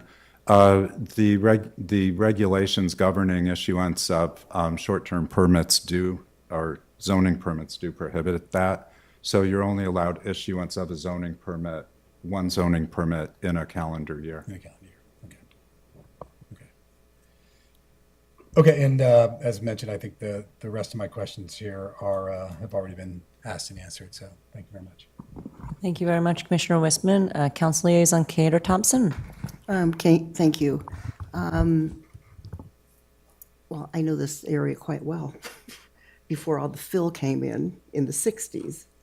And actually where this property is, where the river is, and on the west side of the river, that whole area was filled in on the west side of the river because that flooded all the way up Bailey Avenue to on the Aguiar's property. And you would take a boat if you wanted to get through. So this entire area has been basically in a floodway. The city has made decisions to build, and today a lot of these areas flood because those were decisions that were made in the 60s, 70s, and 80s. And then we had the factory outlet, which was not supposed to flood, and the factory outlet absolutely floods the buildings. So the water does not stay in the floodway. And then, you know, when the water goes in the floodway and leaves the floodway, it goes into the river. And then all the exhaust, you know, oil and everything from that's dripped onto the asphalt is now in the river. And as far as my concern is, number one, the name of the project, Floodway Project, says kind of it all. It says it's definitely in a hazardous area. My concern is, I have a lot of concerns building in floodways, but has the applicant, can I ask you a few questions? Like, you know, you're talking about a pizza oven, so where does the Bay Area Air Quality Board come in, you know, with exhaust from that? That's the first I've heard about a pizza oven, so I'm not prepared to answer. That is the first I've heard about a pizza oven. I just met him. So, Okay, well, but that's the question, that if you you're- have somebody that comes in. The you know, quality you have board, to- the air quality board? The Bay Area Air Quality Board, you'd have to deal with smoke coming out of a pizza oven. I don't own a pizza oven, so I wouldn't know what the answer to that question is. Sorry. I'm curious if you actually, did you work with a real estate person when you purchased this property? I'm sorry? Did you work with a realtor, a broker, when you purchased the property? My sister is a real estate agent. Okay, thank you. Have you, I mean, as far as like ADA, it's very important. So have you planned on making ADA curb cuts, you know, included in this? I don't see why. Why would I need curb cuts? I don't understand. Because people in wheelchairs need them? A curb cut? Oh. The property has 4 driveways that already exist. So is that what you mean by a curb cut? No, I mean curb cuts like going across the street to Henny Penny's. There's a curb cut there as well. Okay, Yeah, it's already existing. okay, well, it'll Yeah. probably have to be augmented, but okay. I'm concerned about the lighting, and you use generators? I don't know how the lighting would work. If The lighting you don't would be, have the lighting would be electricity. solar powered. That I would, as the floodway operator of the floodway community marketplace, I would be responsible for the lighting, and I would use solar. Okay. I don't even know what to ask, because this isn't a floodway project, and we're trying to develop downtown and developing upstream, according to the Corps of Engineers project for the flood control for the Payran area, was the more development upstream, we would have more development downstream. And so I think it's irresponsible to consider development in a floodway. What's the next project that's going to come to us in a floodway? Then you have cumulative impacts. And as far as like people in the mobile home parks, I mean, and people in the Payran area, if the community rating system changes because of this development, their insurance is going to double. And we have to consider that and understand the impacts of what something seems innocuous, but it's actually, there's a lot of impacts to it, to a lot of different people. And I think that's really important to know. And we need to get information like this asked before moving forward. I think you need bathrooms.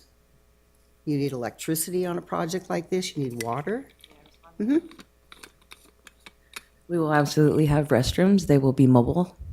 Electricity, every mobile vendor is supplied with their own power. And any other power I need will be solar. And what was the other item?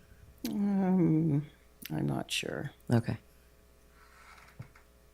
Everything we need to do out there. I think you said electricity, but mobile vendors use whatever power works best for them. And then your hours were from like 6 a.m. to 12 a.m. What about the noise levels? You're right next to a creek and the habitat and the disturbance of the habitat in the creek. Yeah. And last year there was work done in the creek, and I'm not sure who did that work. There was clearing of brush and bush. Do you know who did that? In the creek, I don't know. In the creek, I saw it done last year. Are you talking about the creek next to our property? The river that runs next to our property? Correct. No, but I cleaned up the lot. That's all the debris that I described Okay. earlier that was, could have become buoyant during a flood, and I believe it's my responsibility as the property owner to keep that clean. That's what I did. Well, there was just a lot of tree branches and stuff that were being cut down. I know I was contacted by somebody. I didn't cut any trees. I cleaned up the lot. Okay. I cleaned up anything that wasn't safe and made that lot. Okay. And I see, just on your drawing alone, I think you're less than 40 feet away from the river where you plan parking. It looks more like, well, it's 40 feet. And I'll go back to staff now and just, what is the distance within a floodway? What's Could the I please distance? clarify that real quickly? Yeah, I just please. want to point out that that's just a tentative layout that I created with my initial project, and it's 100% reconfigurable. Brian O and I spoke about this previously, that it probably makes more sense to have the parking on the other side, and also my neighbor right next door has a parking lot. So the parking situation is totally configurable. Everything is configurable and adjustable, and we can figure something out. I know we can. Okay, thank you. All right.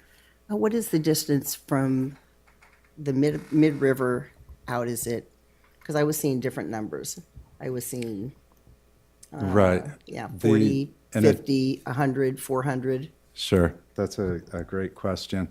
So the river access and enhancement plan for that reach of the river, because there's no flood terrace, would require a minimum 100-foot setback from the top of bank.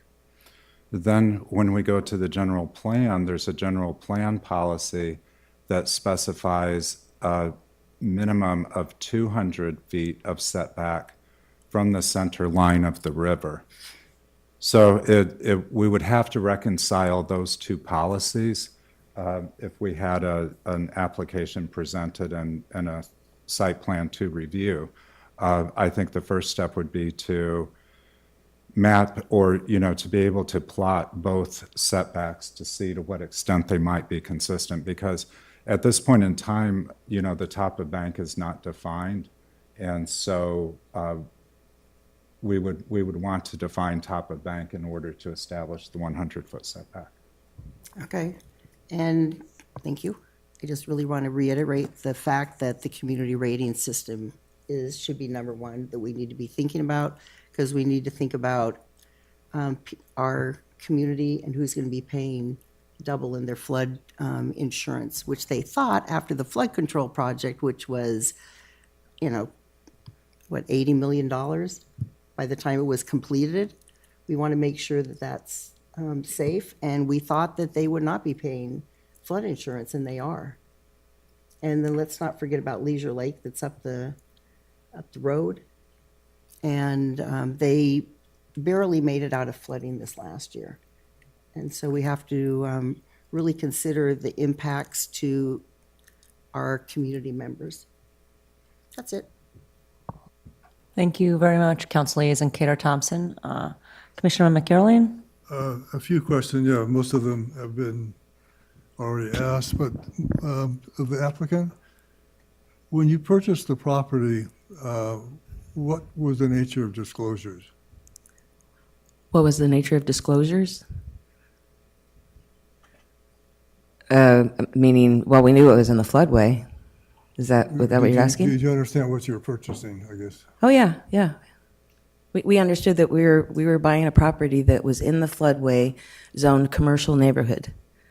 And you were- And we did not purchase the property until we went to the planning department. And I should mention that the person I met at the planning department is now the assigned planner.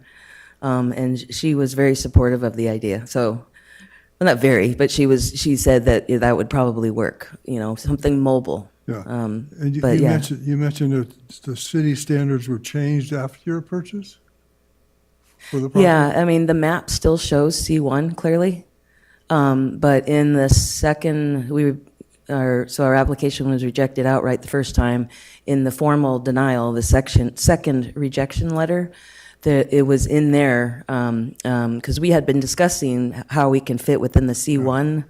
But in that rejection letter, it was Tiffany Robb who included a memo that had no, it wasn't signed, it was just a memo that basically said the C1 designation is a mistake and therefore we're going to remove it, and that just shut down any more conversation about C1 that we had been having. So the C1 only applied to a portion of the site, as I understand it. My understanding is that it applied to the whole site. I thought I heard, Andrew, you said that it was only... That's what he said, but my understanding when I purchased the lot was that it applied to the whole site. Okay, so that's some confusion, I guess. Andrew, thank you. Oh, thank you. Can Henny Penny or Denny's or the motorcycle, the gas station, could they be built today? I mean, could they go through a process and succeed?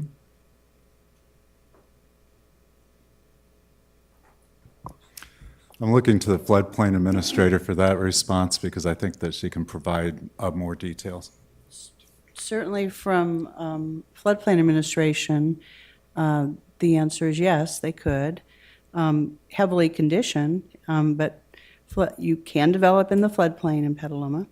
You have to build the finished floor above base flood elevation, so you have to elevate the structure. In fact, if you look at those floodplain maps that we were looking at earlier in the area around this project, you'll notice that the floodplain is basically around most of the buildings, and the buildings, the structure locations are islands outside of the floodplain because they were required to build up high enough so that they were out of the risk elevation. Would it be And that would still be the case now.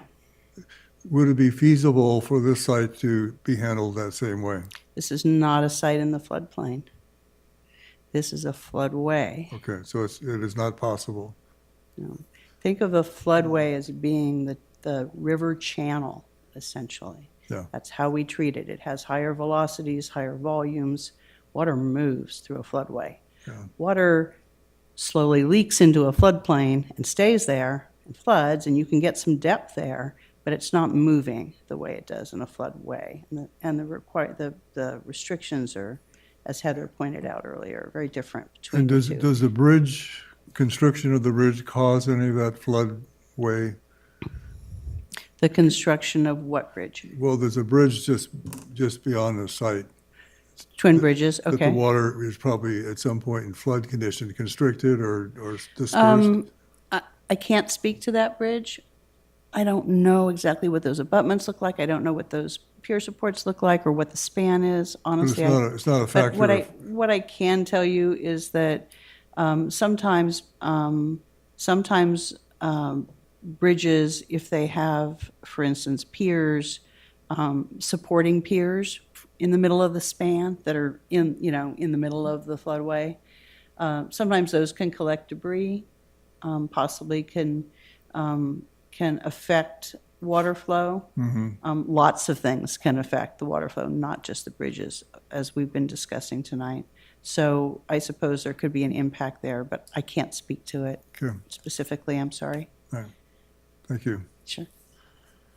You know, my sense is that this is a very fuzzy process. I'm sympathetic to the applicant who came in with excitement and potential, maybe lack of due diligence is a problem. Lack of clarity of what does C1 mean, what doesn't it mean, what are all the rules that are seemed very fuzzy and very hard to understand, and the communication doesn't seem like it was very, well,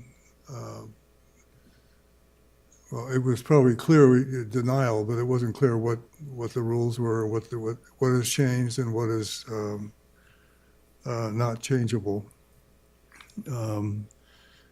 But I think the issues with the C1 zoning,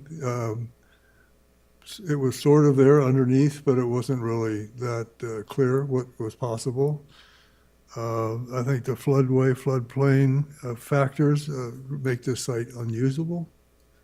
And I don't know how, I mean, that just seems a fact of life. I'm not sure. May I reiterate the point? You have a question? Yeah. Commissioner McGarling, do you have a question for the appellant? No, I'm looking at you and I'm speaking. I'm sorry, because I think you're the applicant. So I think it's just a fuzzy, unfortunate situation that, and I support the staff report that this is not a feasible project. And I apologize that you have to go through this process to find that out.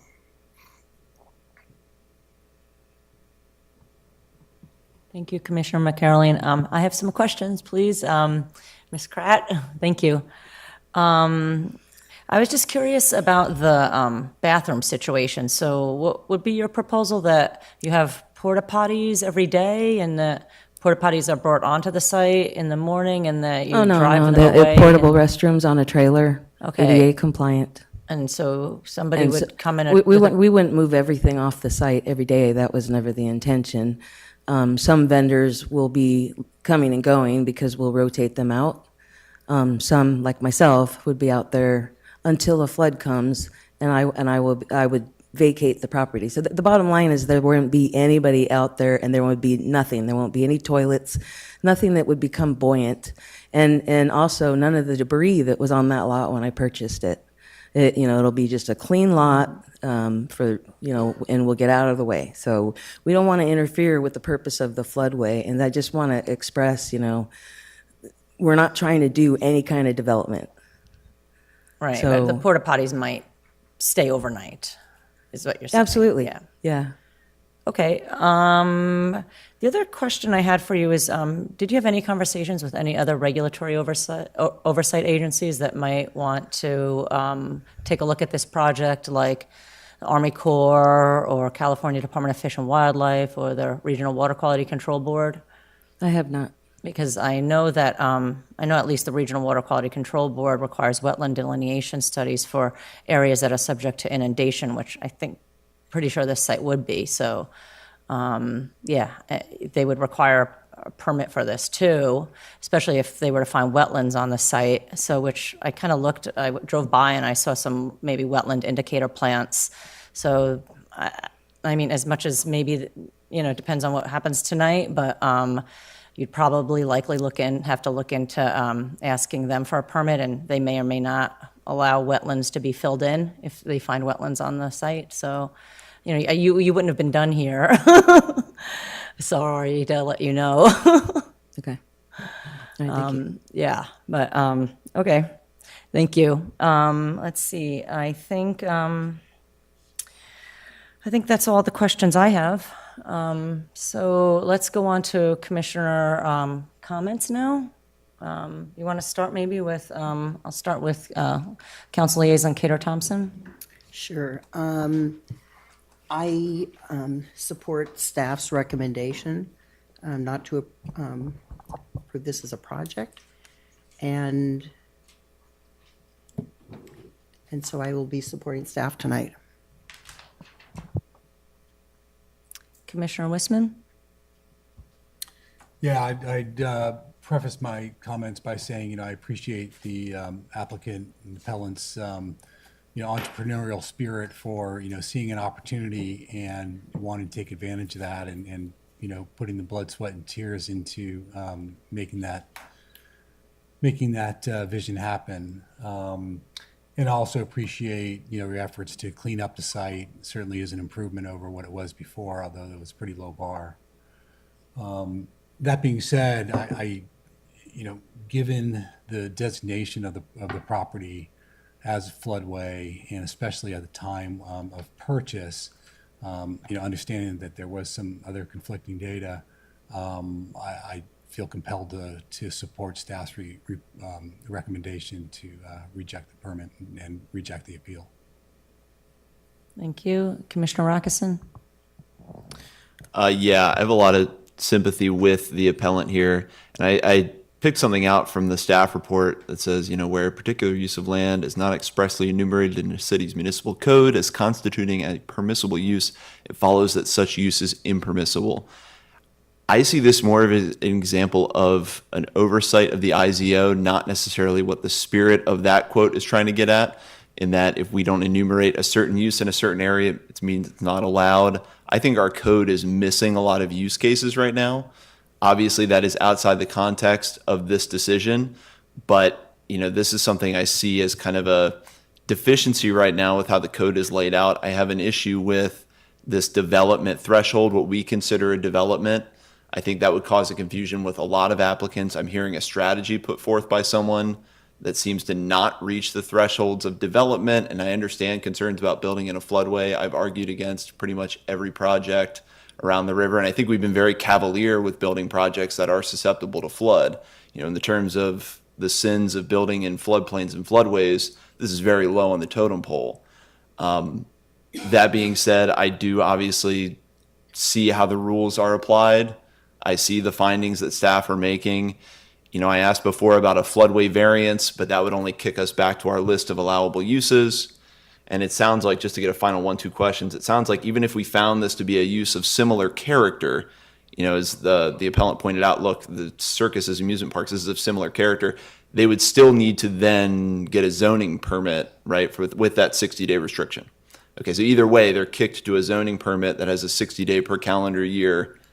And so there's no IZO amendment or variance higher than a floodway variance that would necessarily change the dynamic. Is that correct? There's no kind of higher variance or allowance we can make in this situation.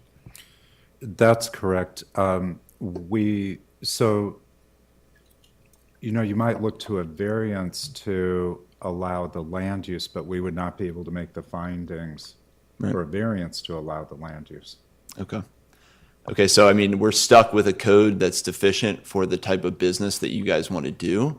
As a couple other commission members have referenced, we're in the middle of a general plan update and a zoning ordinance update over the next year or two that are going to change a lot with the city. I would say, though, in this case, if anything, we're expanding our definitions of what a floodway and a floodplain are.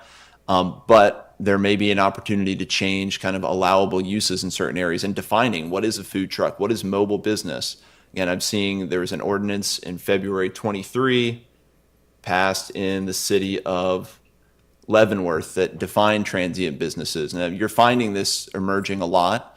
I think, potentially, depending how you guys want to pursue this, targeting an update for Petaluma to start accommodating the businesses you're talking about in our code, and also to change that zoning permit to be longer than 2 months. In my cursory research, and staff probably says we've looked at 1 million, but I found that 6 months, those are kind of the norm with some of these zoning permits. So I think that might be a step forward for you guys, even if right now we're dealing with a rule set that doesn't give us the latitude we need to kind of find to find the exceptional scenario that you're putting forward. So I think I'm going to agree with the staff decision, with all that being noted. Thank you, Commissioner Roccason. Commissioner McCarroline? Yes, I also support the staff recommendations, and I think it's an unfortunate process that's happened, and I hope we can clarify a better process. Thank you. Vice Chair Hooper? Thank you, Chair. I'm also going to have to agree with the staff findings in the staff report. As has been noted multiple times now, the IZO we have is dated. And in fact, if you look at the history of our city, it was never fully completed. One thing I don't want to give a false illusion to, though, is that if the transient nature or how we define a transient business was different, that this outcome would be different. This is a floodway. I agree that we have been remarkably cavalier about the projects we've approved in areas we know would be flood zones if the maps were updated. The number of projects that we have had to approve in Petaluma because of artifacts in the code, artifacts in or incomplete IZO, has been frustrating to say the least in the last few years. Now, this is a case where it's very clear you acted in good faith. It's very clear that you're doing your best to make a space that's needed in Petaluma, maybe not there, but easy access for food trucks. It's also clear that Petaluma's IZO desperately needs to be updated to accept the use of food trucks and to make it something that we can actually have in different parts of the city. All that being said, I have to circle back to what the vice mayor pointed out. It's the FEMA maps. It's our lowest income residents in mobile home parks. Having done the work when it comes to working with FEMA and working with those flood maps, they are sticklers for the community percentage. When you start to violate their definition of the map, it's remarkable what can happen to people's insurance rates. So as much as I love the idea of this elsewhere, I can see where you worked your hardest to get this to work in good faith. I can also see where staff were clearly trying to help, but maybe we can work on our communication as a whole. This would just never work on that site. It's a floodway, not a floodplain. That's a very different purpose.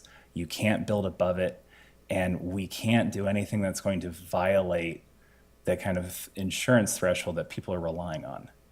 And I'm sorry about that. I'm looking straight at you because I feel like you took the time to be here. I want to make sure we're talking directly at you, but I do apologize.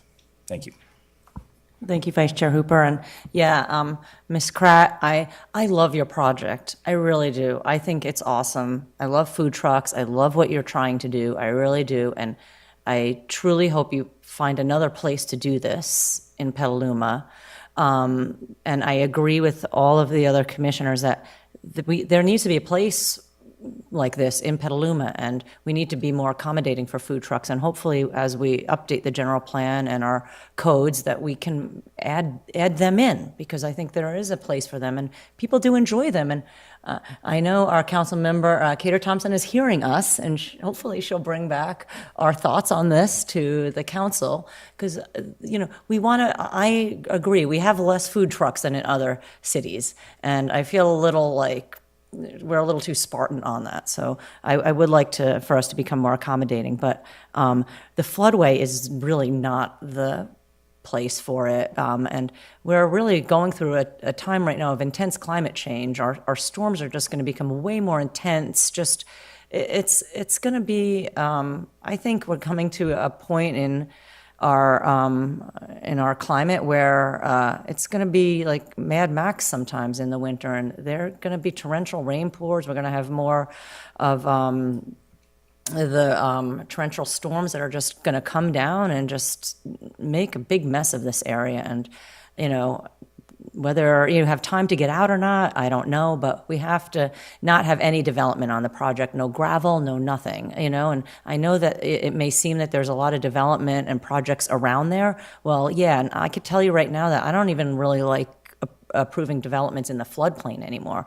And, had the gas station and Henny Penny and Denny's come to us now, I think we'd be thinking about it a lot harder now, knowing what we know about this area. Those places were built a long time ago, and we really just can't tell them to get out, So I don't know if, right. But now we have a chance to do the right thing. And I'm sorry that, you wanted to do something good for the community and for you and for food trucks, and I appreciate that. But I don't think I am okay approving any sort of development in the actual floodway. And I also am very worried about how our community would feel about their insurance rates raising. And I know that you wouldn't want that either. I know you wouldn't want that on you. And we really haven't given the community a very good opportunity to think or consider that either. So So with that being said, I think I would be asking for somebody to move the motion for a resolution denying the appeal filed by Heather Kratt upholding a planning administrative decision to deny the Floodway LLC project proposed land use activity on a vacant subject parcel floodway zoned and located at 4875 Petaluma Boulevard North. I'll move that. Great, okay, thank you, Council Liaison Cater Thompson. Can I get a second? I'll second. Okay, seconded by Vice Chair Hooper. Roll call, please, Ms. Ellis. Cater Thompson, Yes. Wisman, Yes. Ruckus, Yes. Bauer, Yes. Hooper, Yes. McCurlane, Yes. Potter absent. We have 6 yeses. Thank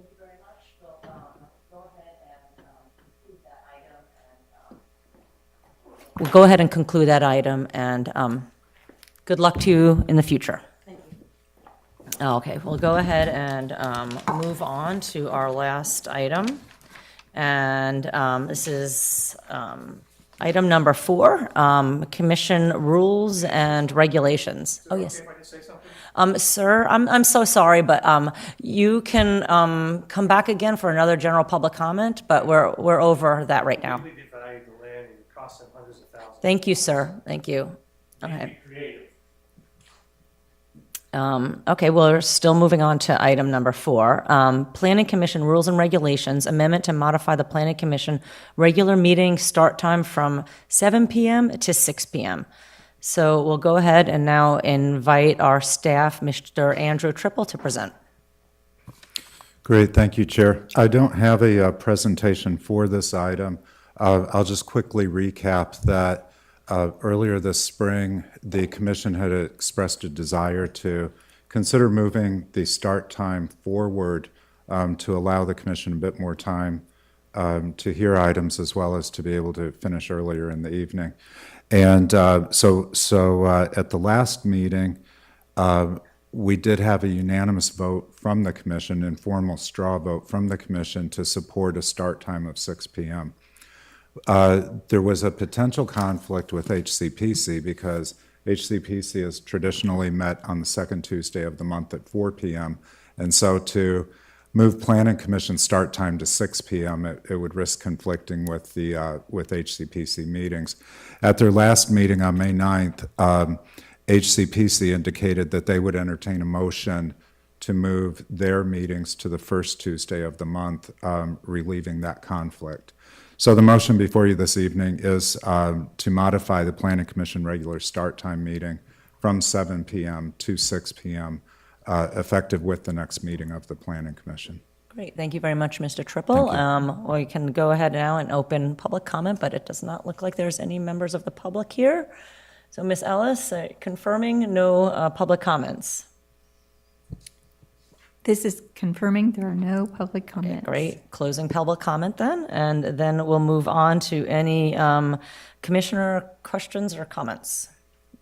Councilmember Liaison, Cater Thompson. I just want to say that I am for the change, and I think it's great for, I hope, all of us and staff also, because, you know, by the time they're done with work, and by the time they have to come back at 7 and then done by 11, it's a long day for all of us, or past 11. So does this have to be moved? Thank you. Yes, so let me just check to make sure that there aren't any other commissioner comments or questions. Okay, yes, so I think this does need to be moved. I need a motion amending the commission rules and regulations to move the meeting start time from 7 p.m. to 6 p.m. Okay. I'll move the item. Okay, can And I I'll get a second second? that, Okay, second. and happily. Awesome. Can I get a roll call vote, Ms. Ellis? Yes. Cater Thompson, Yes. Wisman, Yes. Rackeson, Yes. Bauer, Yes. Hooper, Absolutely. McCurlane, Yes. Potter absent. We have 6 yeses. Great, thank you very much. We'll go ahead and close that agenda item. We'll now move on to our commission comment, and we'll start with our city council report given by Councilmember Cater Thompson. Oh, God. What did we do at the last council meeting? It was probably really late, we got out. Let me think about this for a second. Can I come back? Yeah, sure. Okay, Yep, great. Okay, yeah, let's go on to our Vice Chair Hooper for our Bicycle and Pedestrian Advisory Committee. I have a limited comment for PBAC. At our next meeting, we're going to be having a trails presentation coming up, so talking about mapping our trails network. What I actually wanted to use my comment for was just to briefly share, in the legislature, we're moving through our House of Origin deadline, so bills are going from the Assembly to the Senate and vice versa. There is a preponderance of policy this year focused on severe modifications to CEQA and a lot of modifications to land use and zoning authority for local governments. When it gets closer to September, it'll definitely be worth tracking, but I would just suggest the city keep in mind that there could be some significant changes to what we're allowed to approve and when. Thank you very much, Vice Chair Hooper. Yes, Councilmember Cater Thompson. Thank you. We did our budget, and it was actually a really well-done budget. You know, if you read the first X amount of pages, and then you went into all the CPIs, it just all really connected. And the city's doing well as far as dollars. We can always use more, like any other city, but I'd have to commend staff on the process that they use, but how easy it was really to read. A lot of reading, though. And our housing element was approved by the state. So that's really good news. And I think that's it. Great, thank you. Congratulations on having the housing element approved. Very good. Good accomplishment. And we'll have our Tree Advisory Committee chaired by Commissioner McCarrollane. Yes, just one comment related to Blake's. Last year, about this time, we had a couple of us were invited to Sonoma State to hear a summary of what's going on in the state, which is, I don't know if they do that every year, but it was very beneficial to hear what all the SB bills are coming down, all the housing bills, and how the world's changing. I would love to hear if it's happening again or if we're invited again, but does anybody know anything about that? Yeah, that is the, Chair, is it okay if I Yes, reply? Okay. please. That is a planning commissioners half-day conference that is put on through Sonoma State's planning department. It used to be, I think, like the first week of December, and then it kind of got off schedule with COVID, and then it came back last year. I feel like maybe it was June. I haven't seen anything on that this year. I don't know if Andrew or Brian has. Usually we get notifications to invite staff and planning commissioners, and we always push it out, but I haven't seen anything this year, so. I haven't either, and I think that Tom Jacobson was driving that conference, and I believe he's retired. Yeah. So it might be that they're not, they haven't had somebody else step up to administer that conference. But we can, one option, if it's not held this year, the American Planning Association California chapter has a conference in September, and they usually do quite a robust, roundup of various state legislation at that conference, and we could bring that back to you. Yeah, if it's available, I'd be interested in doing it. Sure. Related to trees, we're still in the process of completing the city tree list, at least the draft of the city tree list, as well as the heritage tree list. The heritage tree list is further along, but slow process, herding cats. The ad hoc committee, as part of the tree advisory, is looking at a proposal for D Street, trying to have some input back to the engineering side of the city to maybe make it more holistic and include trees and try to celebrate D Street as a special opportunity. So Darren and I and Taryn will be meeting probably with Brian and with a few other people trying to discuss that. So that's what we're up to. Great, thank you very much, Commissioner McCarrollane. And then we'll have the planning manager report with Mr. Triple.